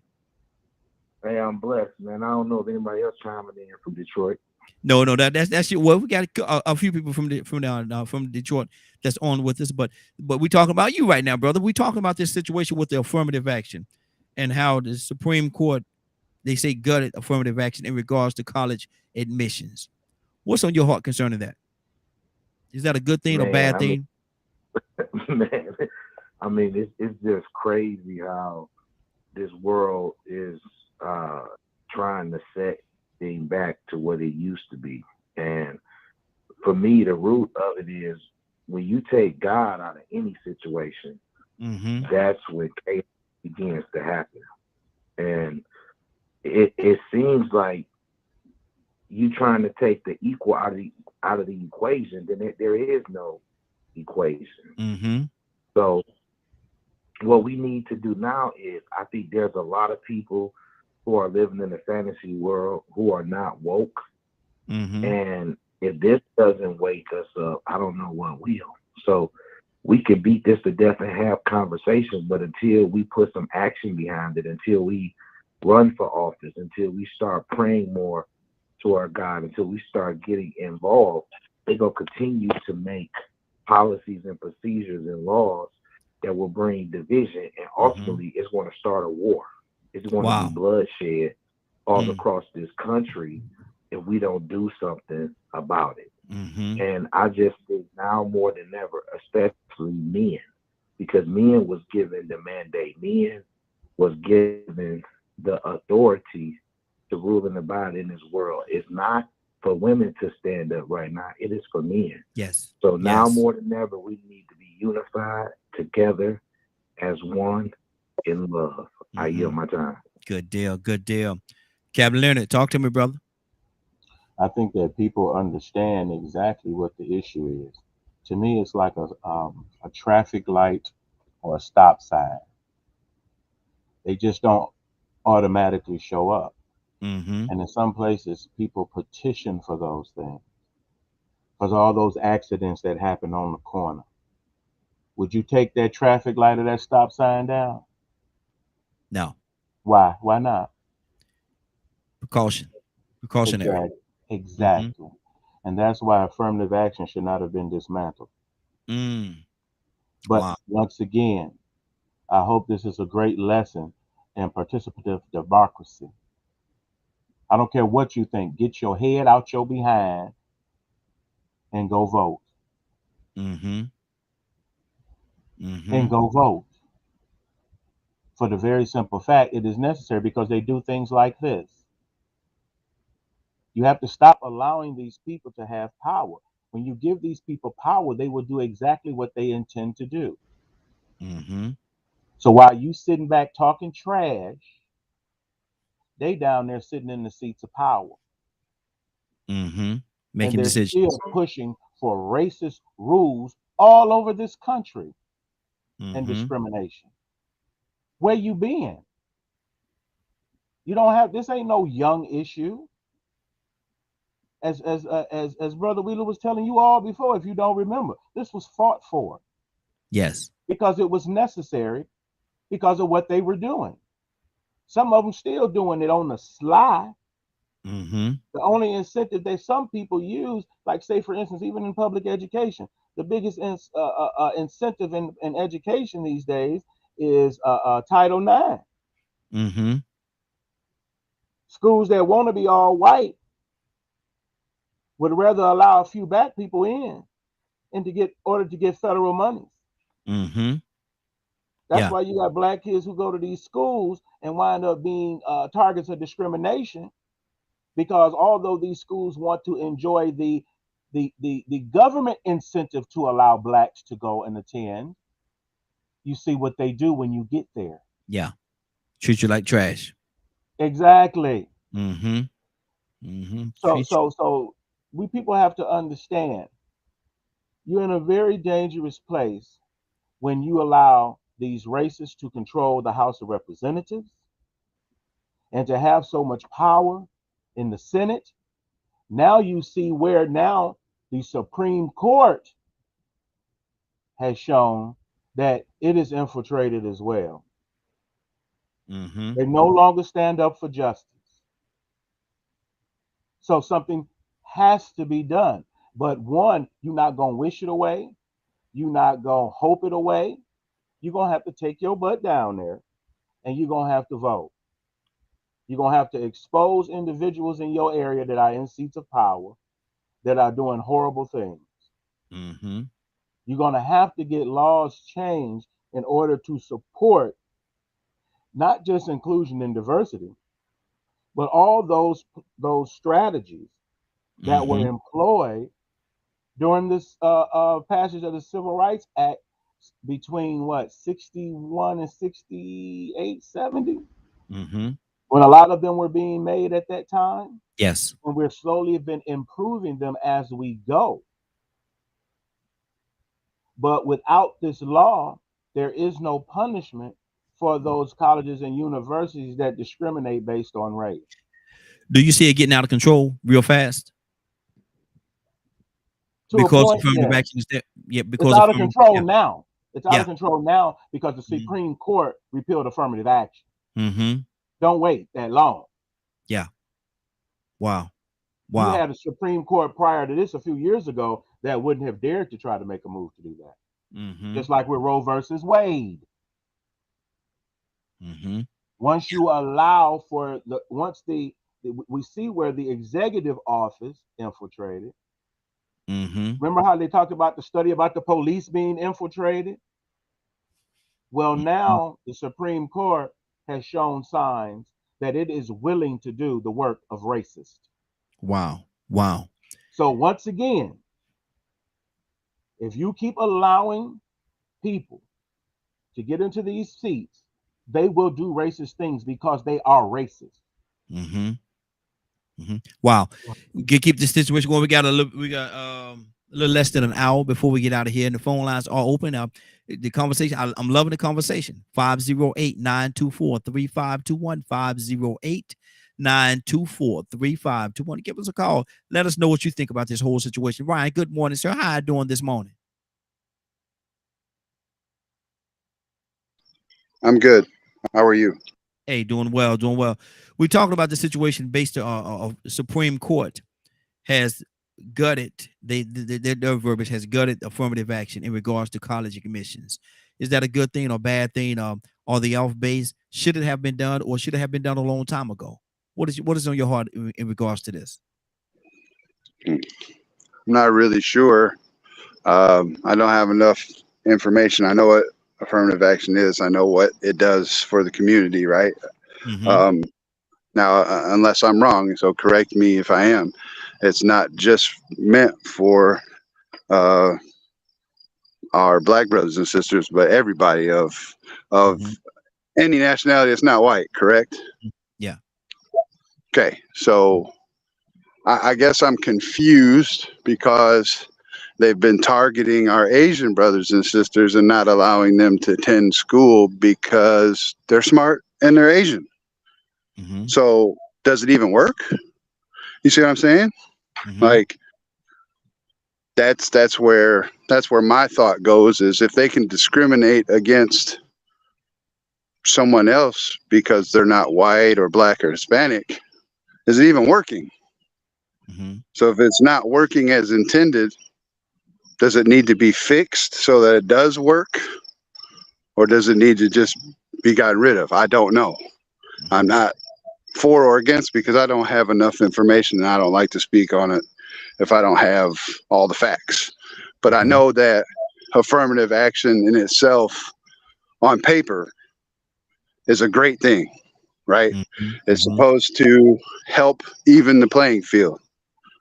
But if it's not working for all persons that are supposed to be included in that, then maybe we need to do some fixing.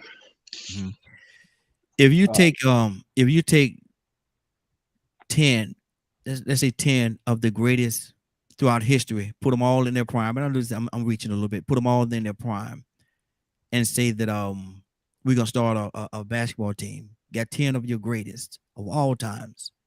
We're gonna start a basketball team. They're all shifted back to the prime, as I said earlier. But we could only have on this team, we could only have 7 players. You could only have 7 players. Naturally, mathematically, 3 of them is going to be left out. They're the best of the best that are in history. They're the best, man, that we've ever seen. How do you pick the 7, and how do you eliminate the 3? You would look at their scores. Obviously, you would look at the stats, right? Okay. Whoever's got the best stats going to get the seats, but you don't curb the other 3. You put them on the bench, rotate them in. No, you only have room for 7. You know, these are 10 of the best of all time, but you only have room for 7. Now, from what you said, and you sports, thinking about sports, if I go out and I score 120 points a game, but I play no defense, and the other team score 150, who win the game? Say it again. Sorry. If I'm out there, man, and I'm wide open, I score 120 points a game. Every game I score 120 points. But I play no defense. And my opposition score 150 points. Now they can score 150. I score 120. Who wins the game? Obviously, the winner is the person who scored the most points. And the one that had a better defense. Yeah. So but when we look at it, reason why I'm saying that, because there's so many different things that has to go into play in making the decision as to who you're going to keep and who you're going to dismiss. Because that's why I didn't. If you get all the scores and have nobody that I want to have a Rodman on my team because he's going to play defense. Yeah, and that's why I didn't limit it to points scored. I said statistics. That's taking everything into account, because you can't just have a team full of scorers. You got to have the Jordan. You got to have the Rodman. You got to have the Pippen. Yeah. You know what I mean? You got to have every facet. You got to have the Isaiah Thomas, the Dumars, the Bill Laimbeer. You know, you got to have all facets, right? But you got to look at the statistics across the board and build your team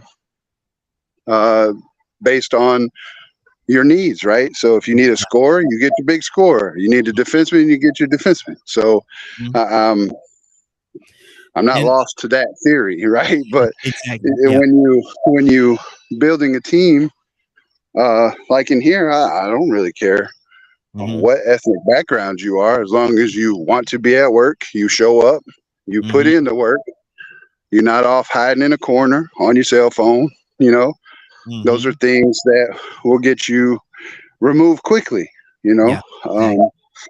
And you know, I had a situation, and I'm looking to y'all for this, and it may tie into this conversation, may not. You remember the scenario I told you about last week, where I got accused of being a racist for defending one of our black brothers and sisters against the other. Yeah. They fired the man, Mm-hmm. and they kept the woman, Wow. Those even cause. though she was the aggressor. Yeah. So Wow. she's still here, and I had to terminate him. Wow. So Wow. where's the fairness in that? You know what I Mm. mean? Like it's not the same as affirmative action, but because she's a female and happens to be lesbian, Mm-hmm. they wanted to avoid that confrontation. Wow. So they got rid of the man. It's not fair. What's gonna stop that same situation from coming forth again? And was you gonna fire everybody every time to get into a conversation with her? That's not right. But what I did with that basketball situation, I took the long way around getting you to this point right here. Even though they're 10 of the best of all times, 3 of them have to be eliminated. And my point in that is that there's no system that's perfect. There's no system that's perfect because you got 3 of the best, historically the best of all times.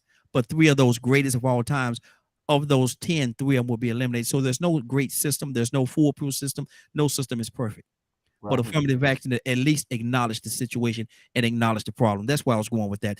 Let me go to let me go to Raheem? Yes, sir. I'm a fairly intelligent individual. No. Question. Yes, sir. Because I just joined the show not long ago. Mm-hmm. Are you talking about affirmative action, right? Yes. So don't make examples. Mm-hmm. Mm-hmm. Don't make examples. Use exactly what it is so people don't further misunderstand what's going on. Because I didn't understand anything you all just said or its significance. Mm-hmm. To affirmative action. Affirmative action deals with race. Mm-hmm. That's what it deals with. Nothing else. Mm-hmm. And it didn't come about because somebody was just sitting around thinking of something cool to do. Mm-hmm. Studies how did it come about? It came about because discrimination was supported throughout the United States of America. Mm-hmm. And Black people were being denied access not only to colleges and universities, but other places as well. Remember, this is the place that has to have a Public Accommodations Act. Why? Y'all don't remember them whites only signs? Yes. Mm-hmm. Don't act dumb. Mm-hmm. You know exactly what affirmative action is for. Colleges and universities now have changed to the point that, one, it benefits them to have the best, the brightest, and the smartest, regardless of color. The reason why Asians and stuff are involved is because of what Black folks did before they got here. Mm-hmm. Do you think those Asian brothers or that Asian brother, do you think they had a valid point in what they were saying in their argument? I don't know their argument. Mm-hmm. But I know the reason why they benefit is because of the Black man's struggle. Mm-hmm. Everything that any minority has is because of the struggle of the Black man. Mm-hmm. And so you all better realize that. Because when I hear objections and things of that nature, that's an automatic sign. Mm-hmm. Ryan gave his opinion about what happened at his job. We don't know the facts. I sit and vet hundreds of cases for racial discrimination. And I'm very straightforward about it.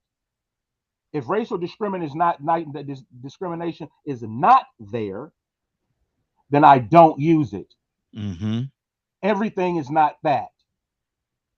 It's the documented instances of white people discriminating against people because of the color of their skin and not allowing them access to resources. Mm-hmm. Mm-hmm. Wow. It didn't help. It didn't do this. I'm gonna tell you one reason. Everybody know why it helped. The reason why that Black man could have sat in that office of the presidency is because of the school he went to. Mm-hmm. That's why he sits there. Because of affirmative action. Because before they didn't even have to let him go. Simply because of the color of his skin. Mississippi. barred black people from attending law school. So how were they to defend themselves in courts of law? You can go anywhere and do anything and choose something else thinking, oh, now we need to take for ourselves and now we need to do, we've been doing for ourselves. That's why we got affirmative action. We've been doing for ourselves. That's why this nation survives and is the strongest nation in the world now. Don't forget the veterans brought these civil rights to the forefront because of them putting their lives on the line for the United States. Wow. So this is why affirmative action could have sat there until this place blows up or whatever. It wasn't hurting nobody. You wouldn't even have to use it if you wasn't discriminating. Most of colleges and universities don't even care about affirmative action because they're not racist. And them good old racist states in the Confederacy are still pushing for it. Because that's what they fought for. That's what their fathers fought for. Discrimination. Good deal. Good deal. Hold right there, Leonard. Let me keep this thing going. Let me go to Curtis. Curtis, what's on your heart? Cassandra, coming to you next. I mean, the fact that you can even say it's not needed says to me that you have a willful ignorance. It's a fact.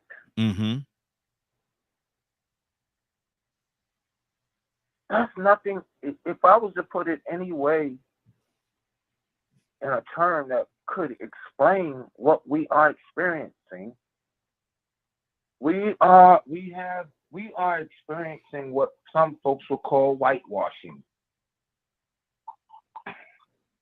We are experiencing once again the Confederacy writing the history.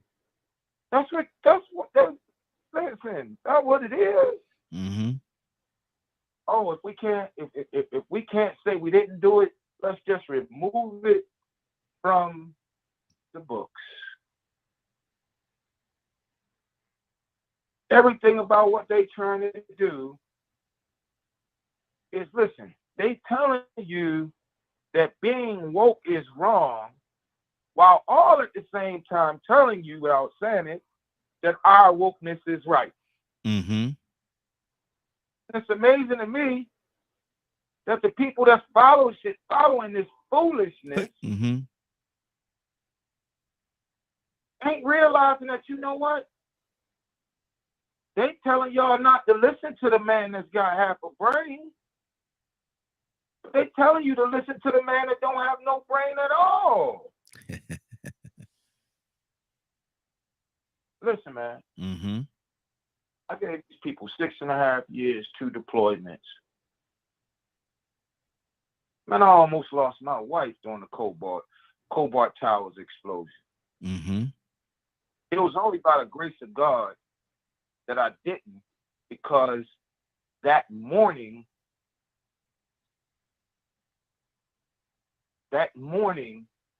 before, I had just put my wife on a plane to fly back to America. All right. Leonard is absolutely right. What black folk, Asian folk, South Pacific Islander folk who are in support of this thing are failing to realize is that affirmative action does not just apply for school. And if they remove it from it applying to just that part, what is next? What, we're going to put the signs back up at the water fountains, whites only? Wow. What we going to do next? We're going to stop black folk from coming in restaurants, Asian folk from coming in restaurants?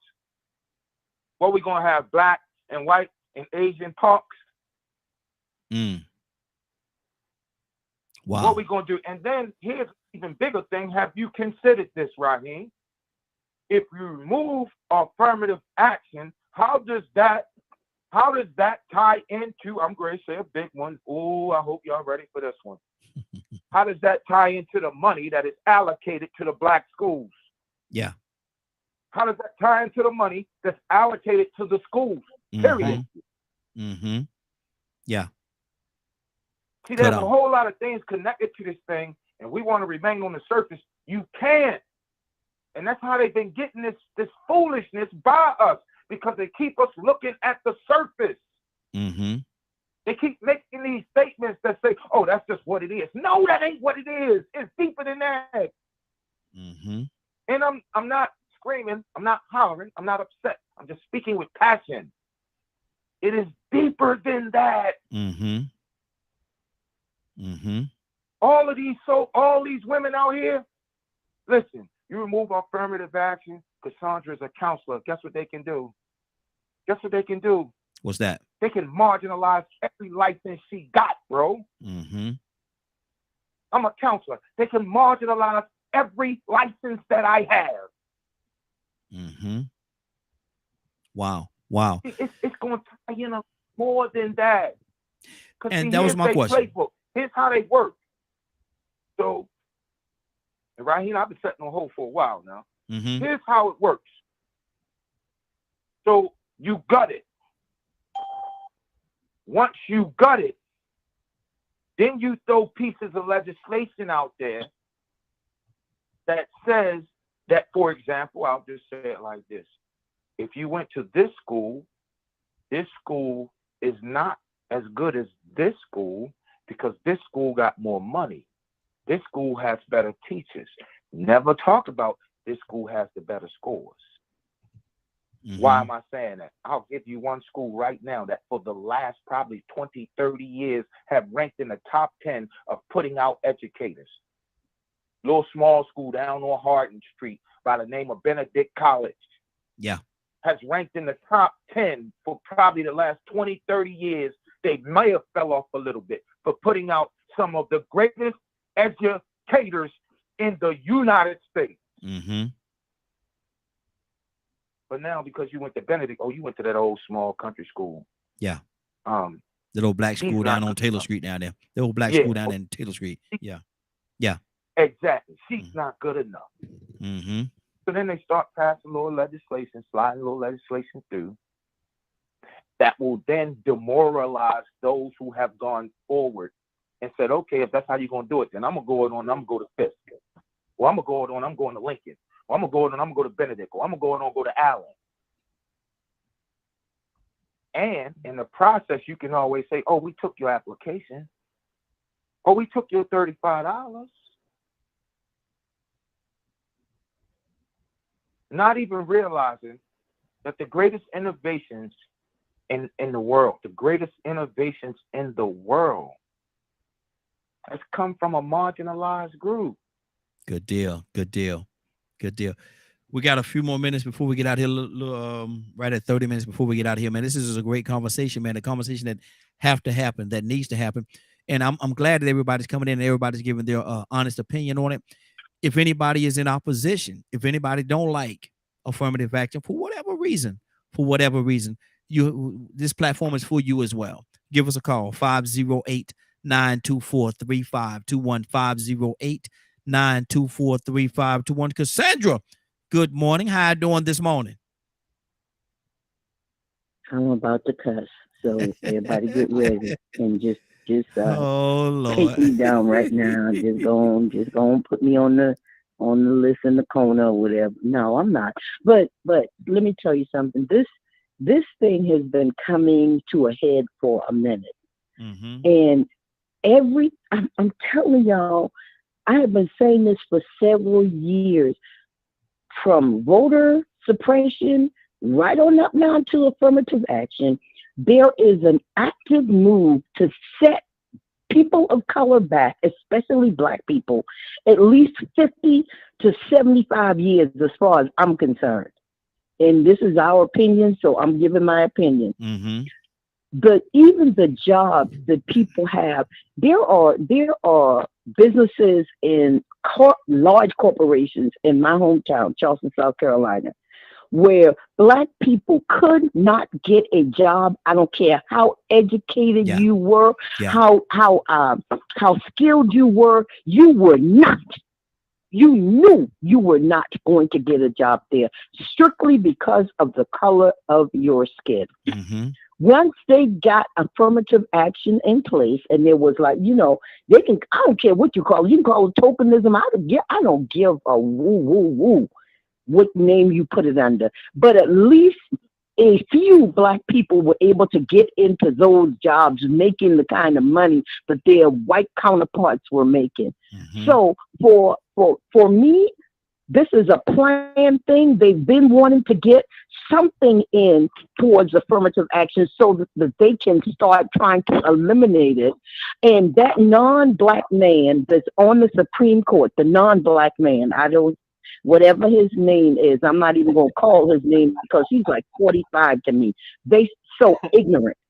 That non-Black man that's sitting on the Supreme Court that has said he wished that they would eliminate. These people are in a position now that they can eliminate a whole bunch of stuff that they've wanted to get rid of for a long time. Things that hold Black people and people of color back. I'm telling you, this is not a mistake. These people have a plan. Leonard is dead right. Curtis is dead right. I don't hear anybody else talk. But what if you said that, yeah, this is an organized thing? People are not going to do the right thing. Come on now. When you go to these companies and to these, people are not just going to do the right thing and say, oh, that's a smart Black kid. He deserves to be here. Boo, boo, boo, boo. No, they looking at the color. Whether you want to believe it or not, people are looking at the color of our skin for stuff. Wow. They decide whether you are worthy based on the color of your skin. If they were equal and fair, we wouldn't even be having this conversation. Bottom line. Wow, that's good. And also, Raheem, just to remind people, there are young kids in grades K through and seniors in high school that are being discriminated against as it relates to being valedictorian. Yeah. Simply because they're Black. Come on now. Come on. Yeah. Foolishness like, here's this boy can walk up here with a 4.5 and you won't let him because of his haircut. That is discrimination. And it's discrimination based on race. Yes. So that little simple thing in K through 12 ought to let you know, hey, it ain't all that great out here still. And like Miss Cassandra just said, I'm not going to sit back and hope the devil do right. Do you understand me? Because he not. Amen. And you got to keep your foot on his neck. Wow. Stanley, good morning, sir. You walked into a hot bed this morning. Good morning. How you doing this morning? Good morning, brother. How y'all doing? Hey, doing good. We're talking about the situation with the Supreme Court gutting the affirmative action in regards to college admissions. Is that a good or bad thing? Is it ugly? Is it something that's been, like Cassandra said, and it works for a long time? They just found the right time to pull the trigger. What do you say to that?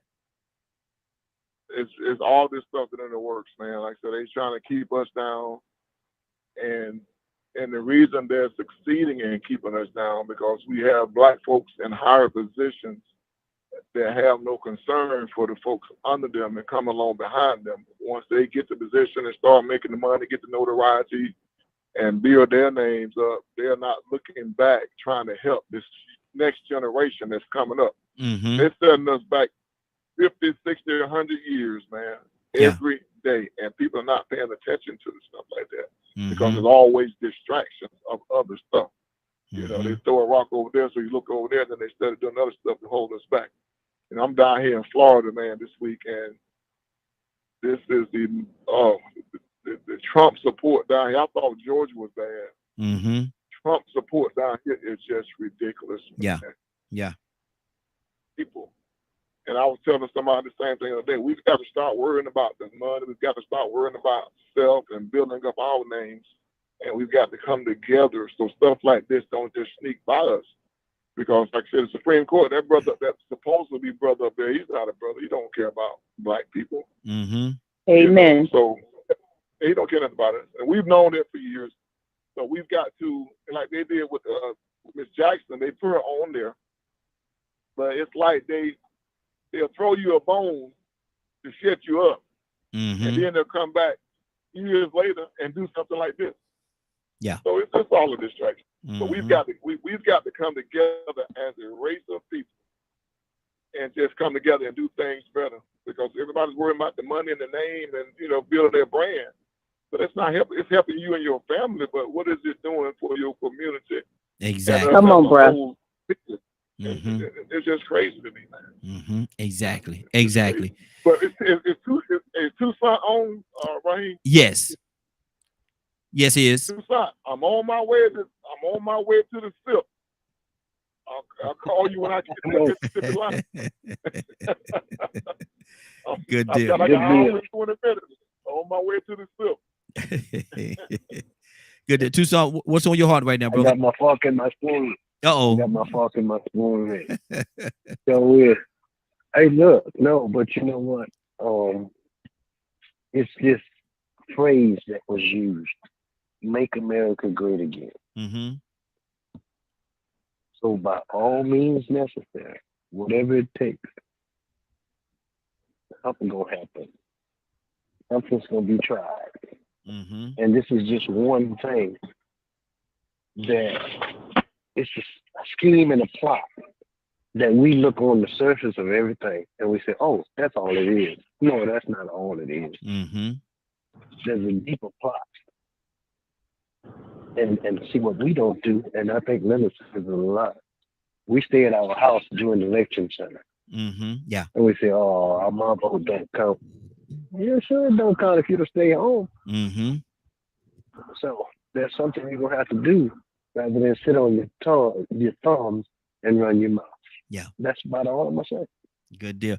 I'm gonna Public Citizen had a comment. I'm gonna read the comment that he said, and let me see who I'm gonna go with. Let me go to Joseph. Joseph, comment on this right here. Knowing that the largest benefactor, let me give us where I can see this thing. Knowing that the largest beneficiary of affirmative action that has been women, should affirmative action be based on race/gender, or should it be based on social economic status? Thank you. Thank you. Joseph? Joseph, you there? Okay. Ibrahim, tackle that. Yeah, I think it should be based on socioeconomic status. I think it should. And saying that, let's remember though, like I said, what I was saying earlier, you know, people fought and died for this, and a lot of people don't even know that they claim that they did all this on their own merit, right? But you did it on stand on shoulder people, and who knows? Maybe somebody did look at your application and see that you were /Negro or black, you know, and allow, you know, and made it so you could fit in. Because we're talking about, just like sports and everything else, we're talking about a wide mouth funnel with a small hole to get through. You know what I mean? So that actually means that, you know, everything don't happen by chance or circumstance just because, right? So, you know, somebody had to do something.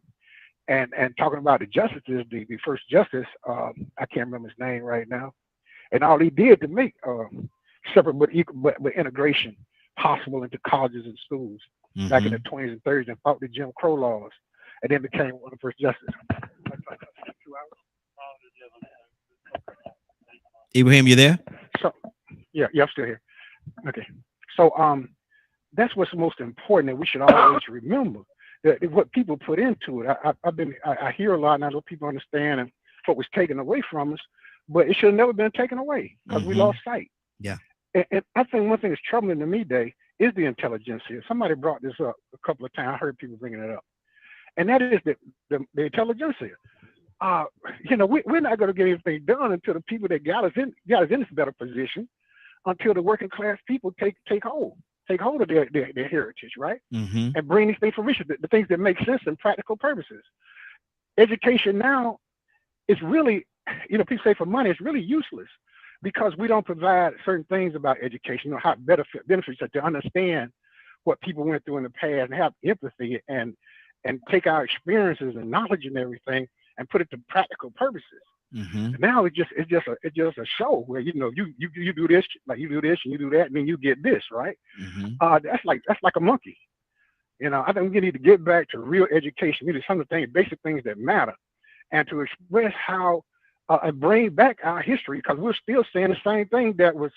We have a European society that's in control, telling us what our Black history is, and then crediting. Every time you hear some college-educated person say, most of them, except Carnegie Wilson, a lot of people, about Black history is based on certified people. They get their doctorate degree certification, right? What is proved and so the real the real history, right, lies in the people that created it, that did it work, that did the bleed.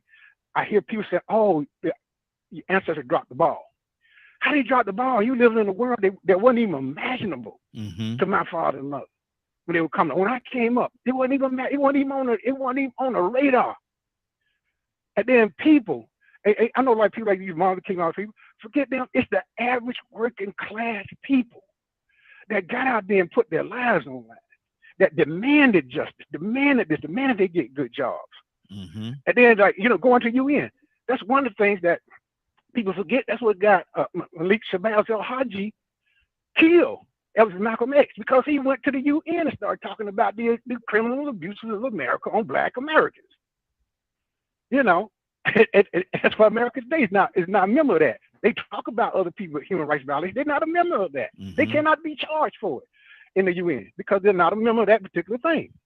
And we forget all that. So the thing is that we have to remember is that we're standing on top of mounds of graves of very great people. We have to look back to Egypt. We have to look back to Africa. You can look at the last 523 years here in this country, or even 1,000 years before that, what we did here. And that we're a diminishing race. And now, after we've been whitewashing everything, what we have now is people not connected to their own history, attribute our roots, as Marcus Garvey put it, right? Then what are we going to do? We assimilate. Exactly. We talk about integration, but today we are assimilated. We're so assimilated, we're always blaming us, right? We're always blaming the white man because we don't do something, and we blame us for not doing nothing, and we're not doing nothing. It gets to be, I know I get angry sometimes, but it's almost like we hear preaching over and over again, talking in books that we don't even know the reason, we don't even understand the reason they were written.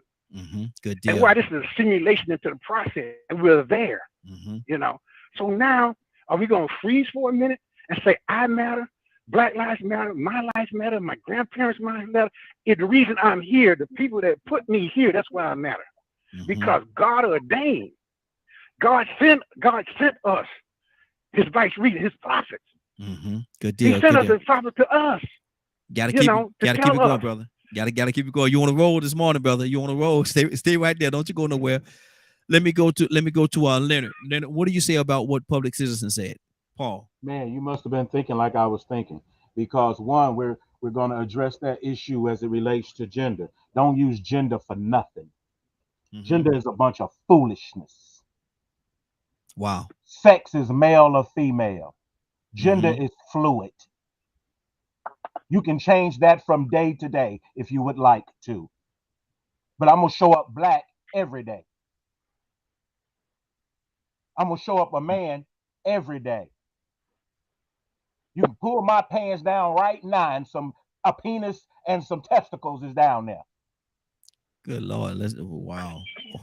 Wow. Hey, hey. I got a special chair for you in that corner over there, brother. I got a special chair right now that this is the argument that people use. Black people who are against affirmative action has used the issue about women to try to nullify affirmative action. Well, it don't help more women than anybody, and blah, blah, blah, blah, blah. It wasn't written for women. It wasn't about women when this affirmative action was coming about. It's about race. If you lose sight of the racial component, then all the blood and tears and everything were in vain. Leonard. Older people can tell you. Yeah. Hold on for a minute. Paul responded to you, and I want you to respond to this before we move on. He said, we won't, let me get where I can read it again. He said, we won't need affirmative action when the social economic status of black and brown students is in parity with white and Asian students. Has nothing to do with socioeconomic status. It is what lifts black folks out of poverty. That's why they are against it. Education has been the number one reason for African American progress in these United States of America. It cannot be denied. Mm-hmm. If you can keep me out of medical school, you can keep me out of a job at any hospital or anywhere ever, because I can't get a degree from a medical school. Mm-hmm. For the black people that use the argument against affirmative action, well, this we can do for ourselves and have HBC. The number of HBCUs cannot accommodate the number of African American students right now trying to get into college. Mm-hmm. Thank you. Mm-hmm. Wow. This is why it must be public, because your public funds go right to these public colleges and universities. The reason why white folks doing what they're doing now is because they're finding that their children can't compete. Mm-hmm. You think they're happy when they see all these Nigerian students that are at the top of these ranks as it relates to most sought after for these colleges and universities? Mm-hmm.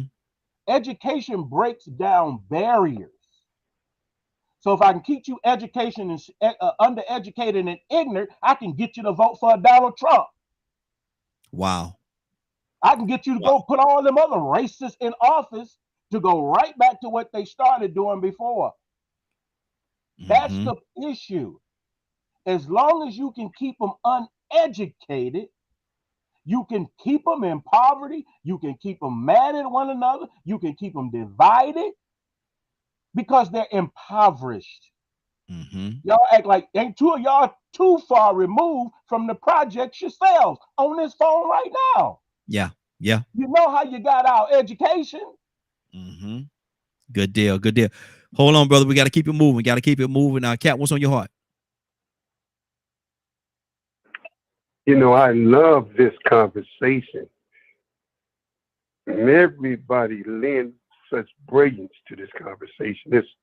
There's no question. You know who hurts the most, who is damaged the most from these real knee-jerk decisions, not taking in consideration the long-term effect of what they think they're correcting or recurring or wrong? White people hurt. America hurts. America suffers. But you think we suffer? No. America, you're sick. Make America again racist view. You think that if you make America great, take away all of the gains we gave these Negroes, they don't appreciate it. Look at their community. They're nothing but animals. Mm-hmm. We tried. Come on, Tom. Didn't we try? We sure did, Bill. So it's time for us to make America great. Take it all away. Take it back. These Negroes, they don't appreciate it. And you're not taking nothing from us. You've taken away the brilliance that every African American or Black person, Asian person, Native American person, LGBTQ person contribution to America advancement. Look at my word, America's advancement. How you gonna make America great again? When America was made great by us, huh?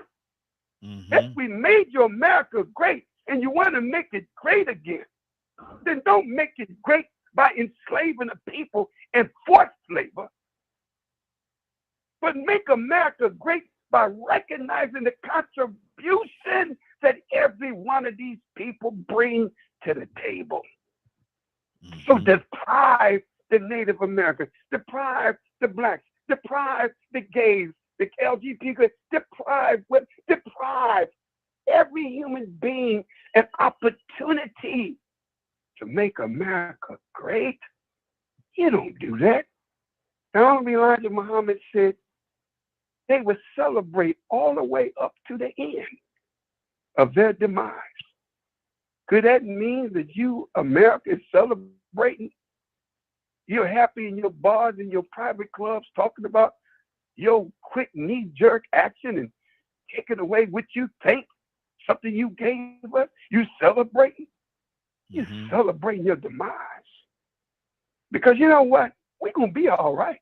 Yeah. That's the truth. And I know my brothers on here think we can vote, and we've been voting forever and a day. We keep voting. Well, yeah. But let me tell you something.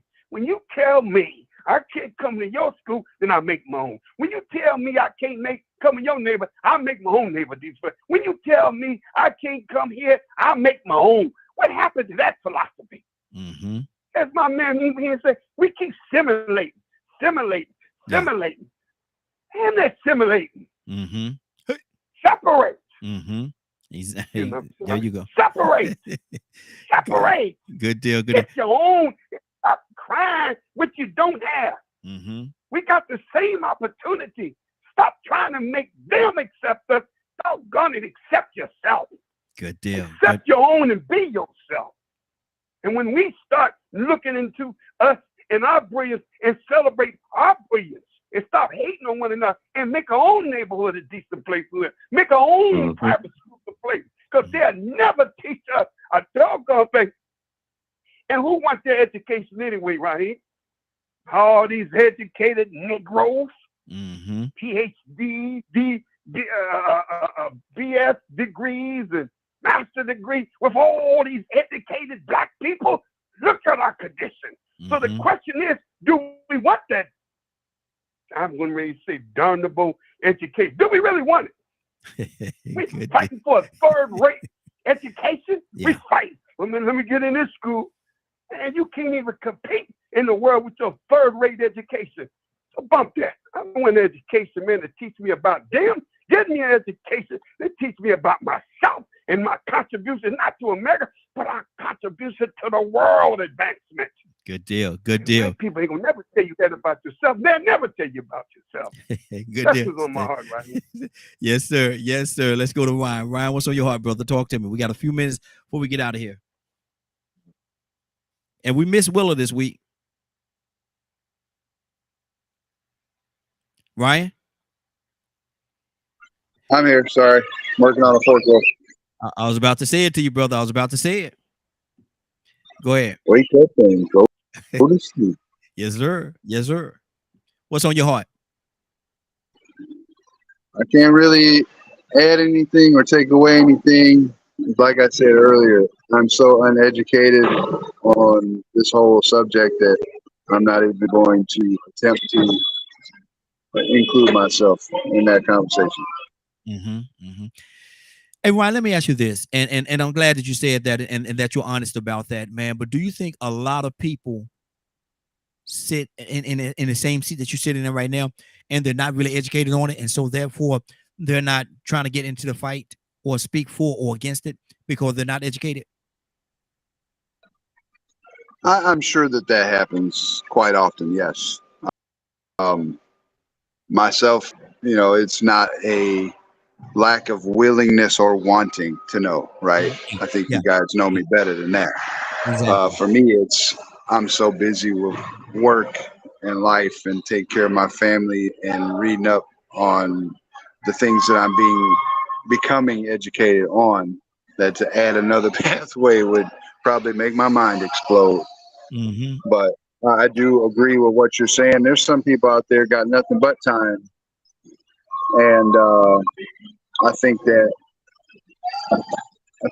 when you have nothing but time and you see things like this that are detrimental to a group of individuals, that you should absolutely spend some time learning, right? And I'll get a basic understanding because I'll go out there and do that, but I'm not going to become like Leonard over here, got a doctorate in it. I don't have time for that. Right. I'm gonna ask you one more question. Then I'm gonna go to Cassandra. Do you think there's another element of our Caucasian brothers and sisters that don't really take the time to understand it because it don't really affect them in that way or in the same way? I think that you have a valid point there. I'm sorry for the noise. Some people don't want to know certain things because it doesn't affect them. They don't care, and that's absolutely 100% valid. I think that people get complacent and just don't care because it doesn't affect them on an everyday level, and that's an absolute 100% truth. Yeah, that's where I got to go with that. Good deal. Because I appreciate that. I appreciate your honesty and your transparency, man. I would definitely appreciate that. Cassandra, what's on your heart? Nothing.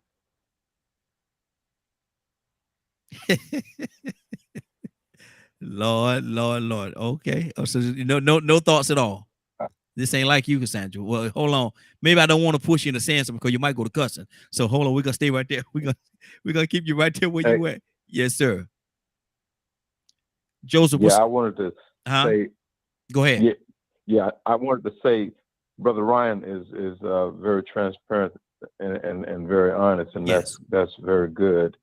He had mentioned that that affirmative action probably discriminated against Asian people, but that's the narrative that the wealthy backers of the case wanted to put out there into the American public. They wanted to spin that narrative that affirmative action is hurting these people, these Asian people. Now, he could have found somebody from India, in Indian America, whose ancestry dates to India, or he could have found a Japanese citizen, and they were put in concentration camps during World War II. So that wouldn't have been a good candidate, probably. And then again, maybe it would. But they're trying to make the point that, okay, these Asian people are super smart in terms of mathematics and technology. But they're kept out of the institution because blacks are being given special treatment. Yes. And so you pit one marginalized group against another one in that regard. Yep. And so you set up a narrative. Yeah, you set the narrative and you feed that to the American people who, like Brother Ryan said, are not fully informed about the history. And so they readily receive that and digest it and regurgitate it. And so all the talk shows, you got somebody from that ilk spinning that narrative. It's a lie. It's propaganda. Yeah. It's deceit. Yeah. And it will not get this country where the vision calls for. If this country is going to be a country with liberty and justice for all, it's not going to get there as long as policymakers are discriminating against various segments of this country. Now, when you have Alexandria Ocasio-Cortez, a Puerto Rican sister, Congresswoman, Benny Thompson from Mississippi, powerful congressman, Cory Booker, when you got Kamala Harris, you got all of the various communities represented at the table managing this system, then you will do away with structural discrimination. They know this. That's why they're talking about make America great again. In other words, keep it white, controlled by whites. The early whites who took over this country from the Native Americans, keep it in their hands. That ain't gonna happen. Yeah. That cannot happen. Mm-hmm. Wow. It's about time for us to get out of here. Cassandra, she said she ain't had nothing to say, boy, but I heard a lot of co-signing going on right there. I heard a lot of co-signing going on.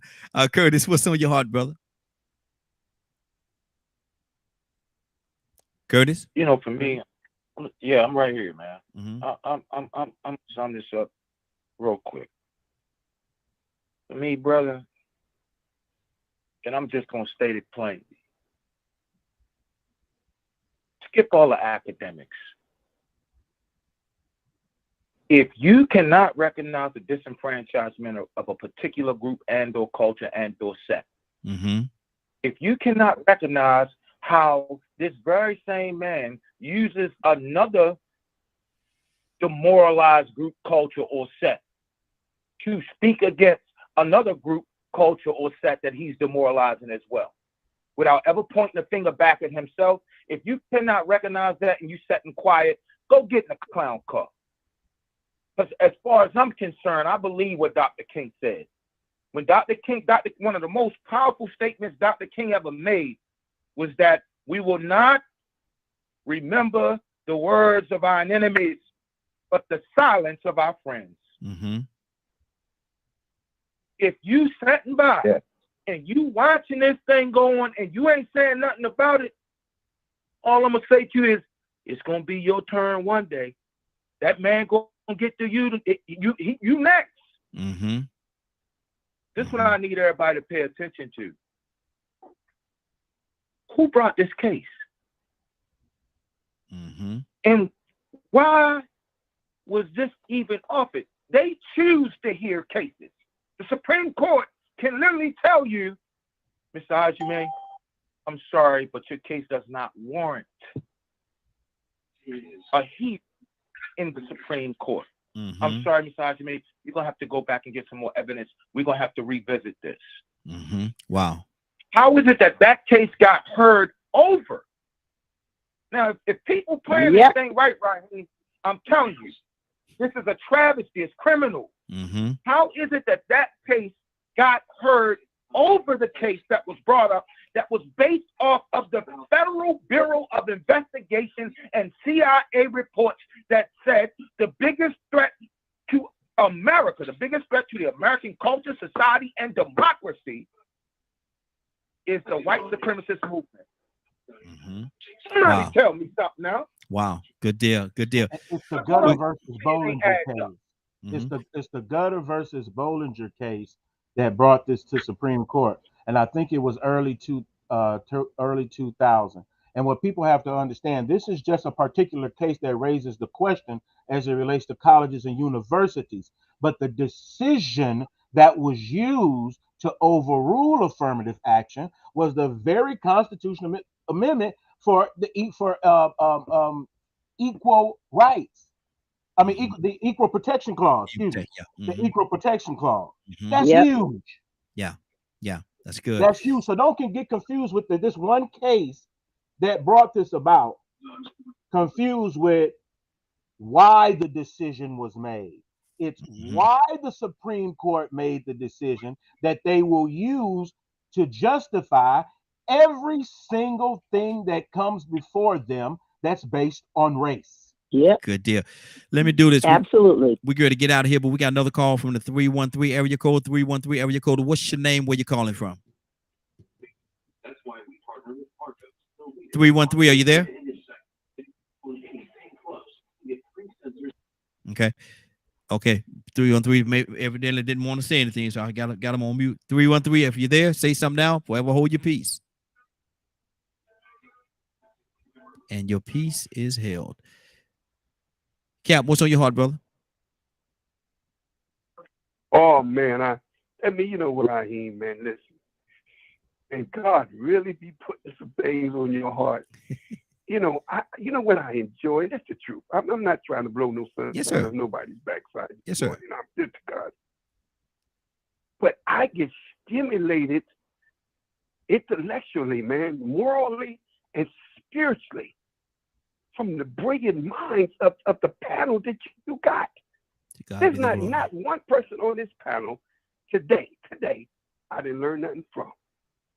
And I leave here off this show today a more enlightened human being. Because what I didn't know about certain things about this case, Dr. Leonard, he'll quote a case.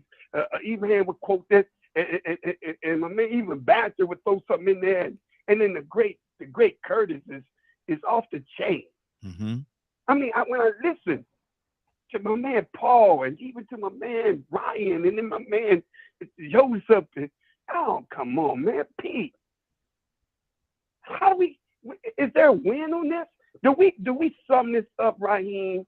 When you close this show out, is there a win? It most certainly is a win. Because we all leave here more informed than when we came on. And if anybody say they didn't, they're a doggone lie. Yes, sir. They're doggone lie. May God bless you. Thank you for giving me this great opportunity to just sit among these most brilliant men and women that you have on this show. That I'm gonna be honest, I just steal their brilliance. Yeah, I steal y'all's brilliance. And some of you, I take your quotes. Yeah. I'm guilty of anything, I don't give you credit for it. But I will steal your quote. There you go. I'm a quote thief.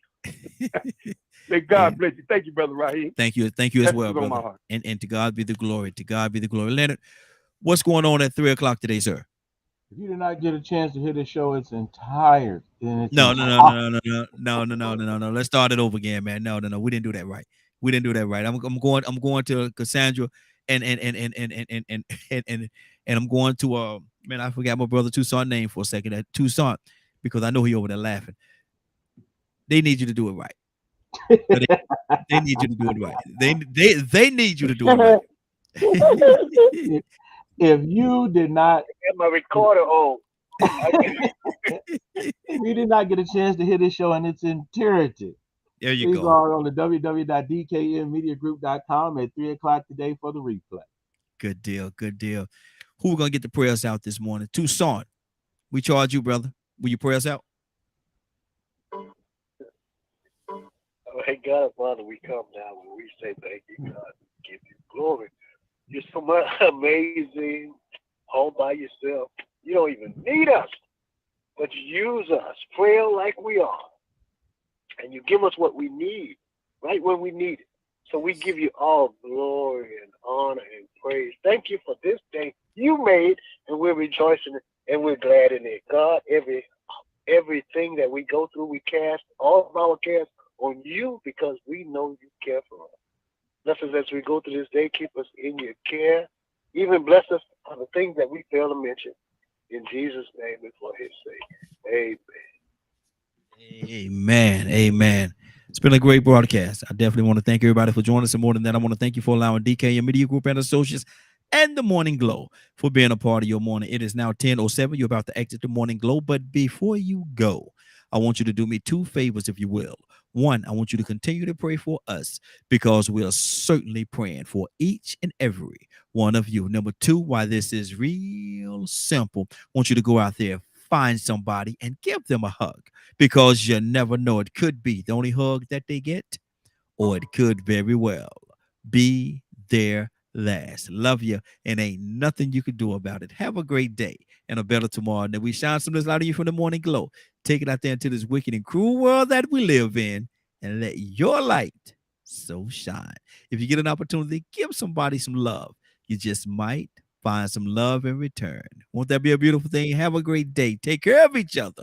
And please, please, please be blessed. Give somebody some love and truth. They would appreciate it, and I'm sure that you will as well. Have a great weekend. Love you. Talk to you Monday morning if God says the same.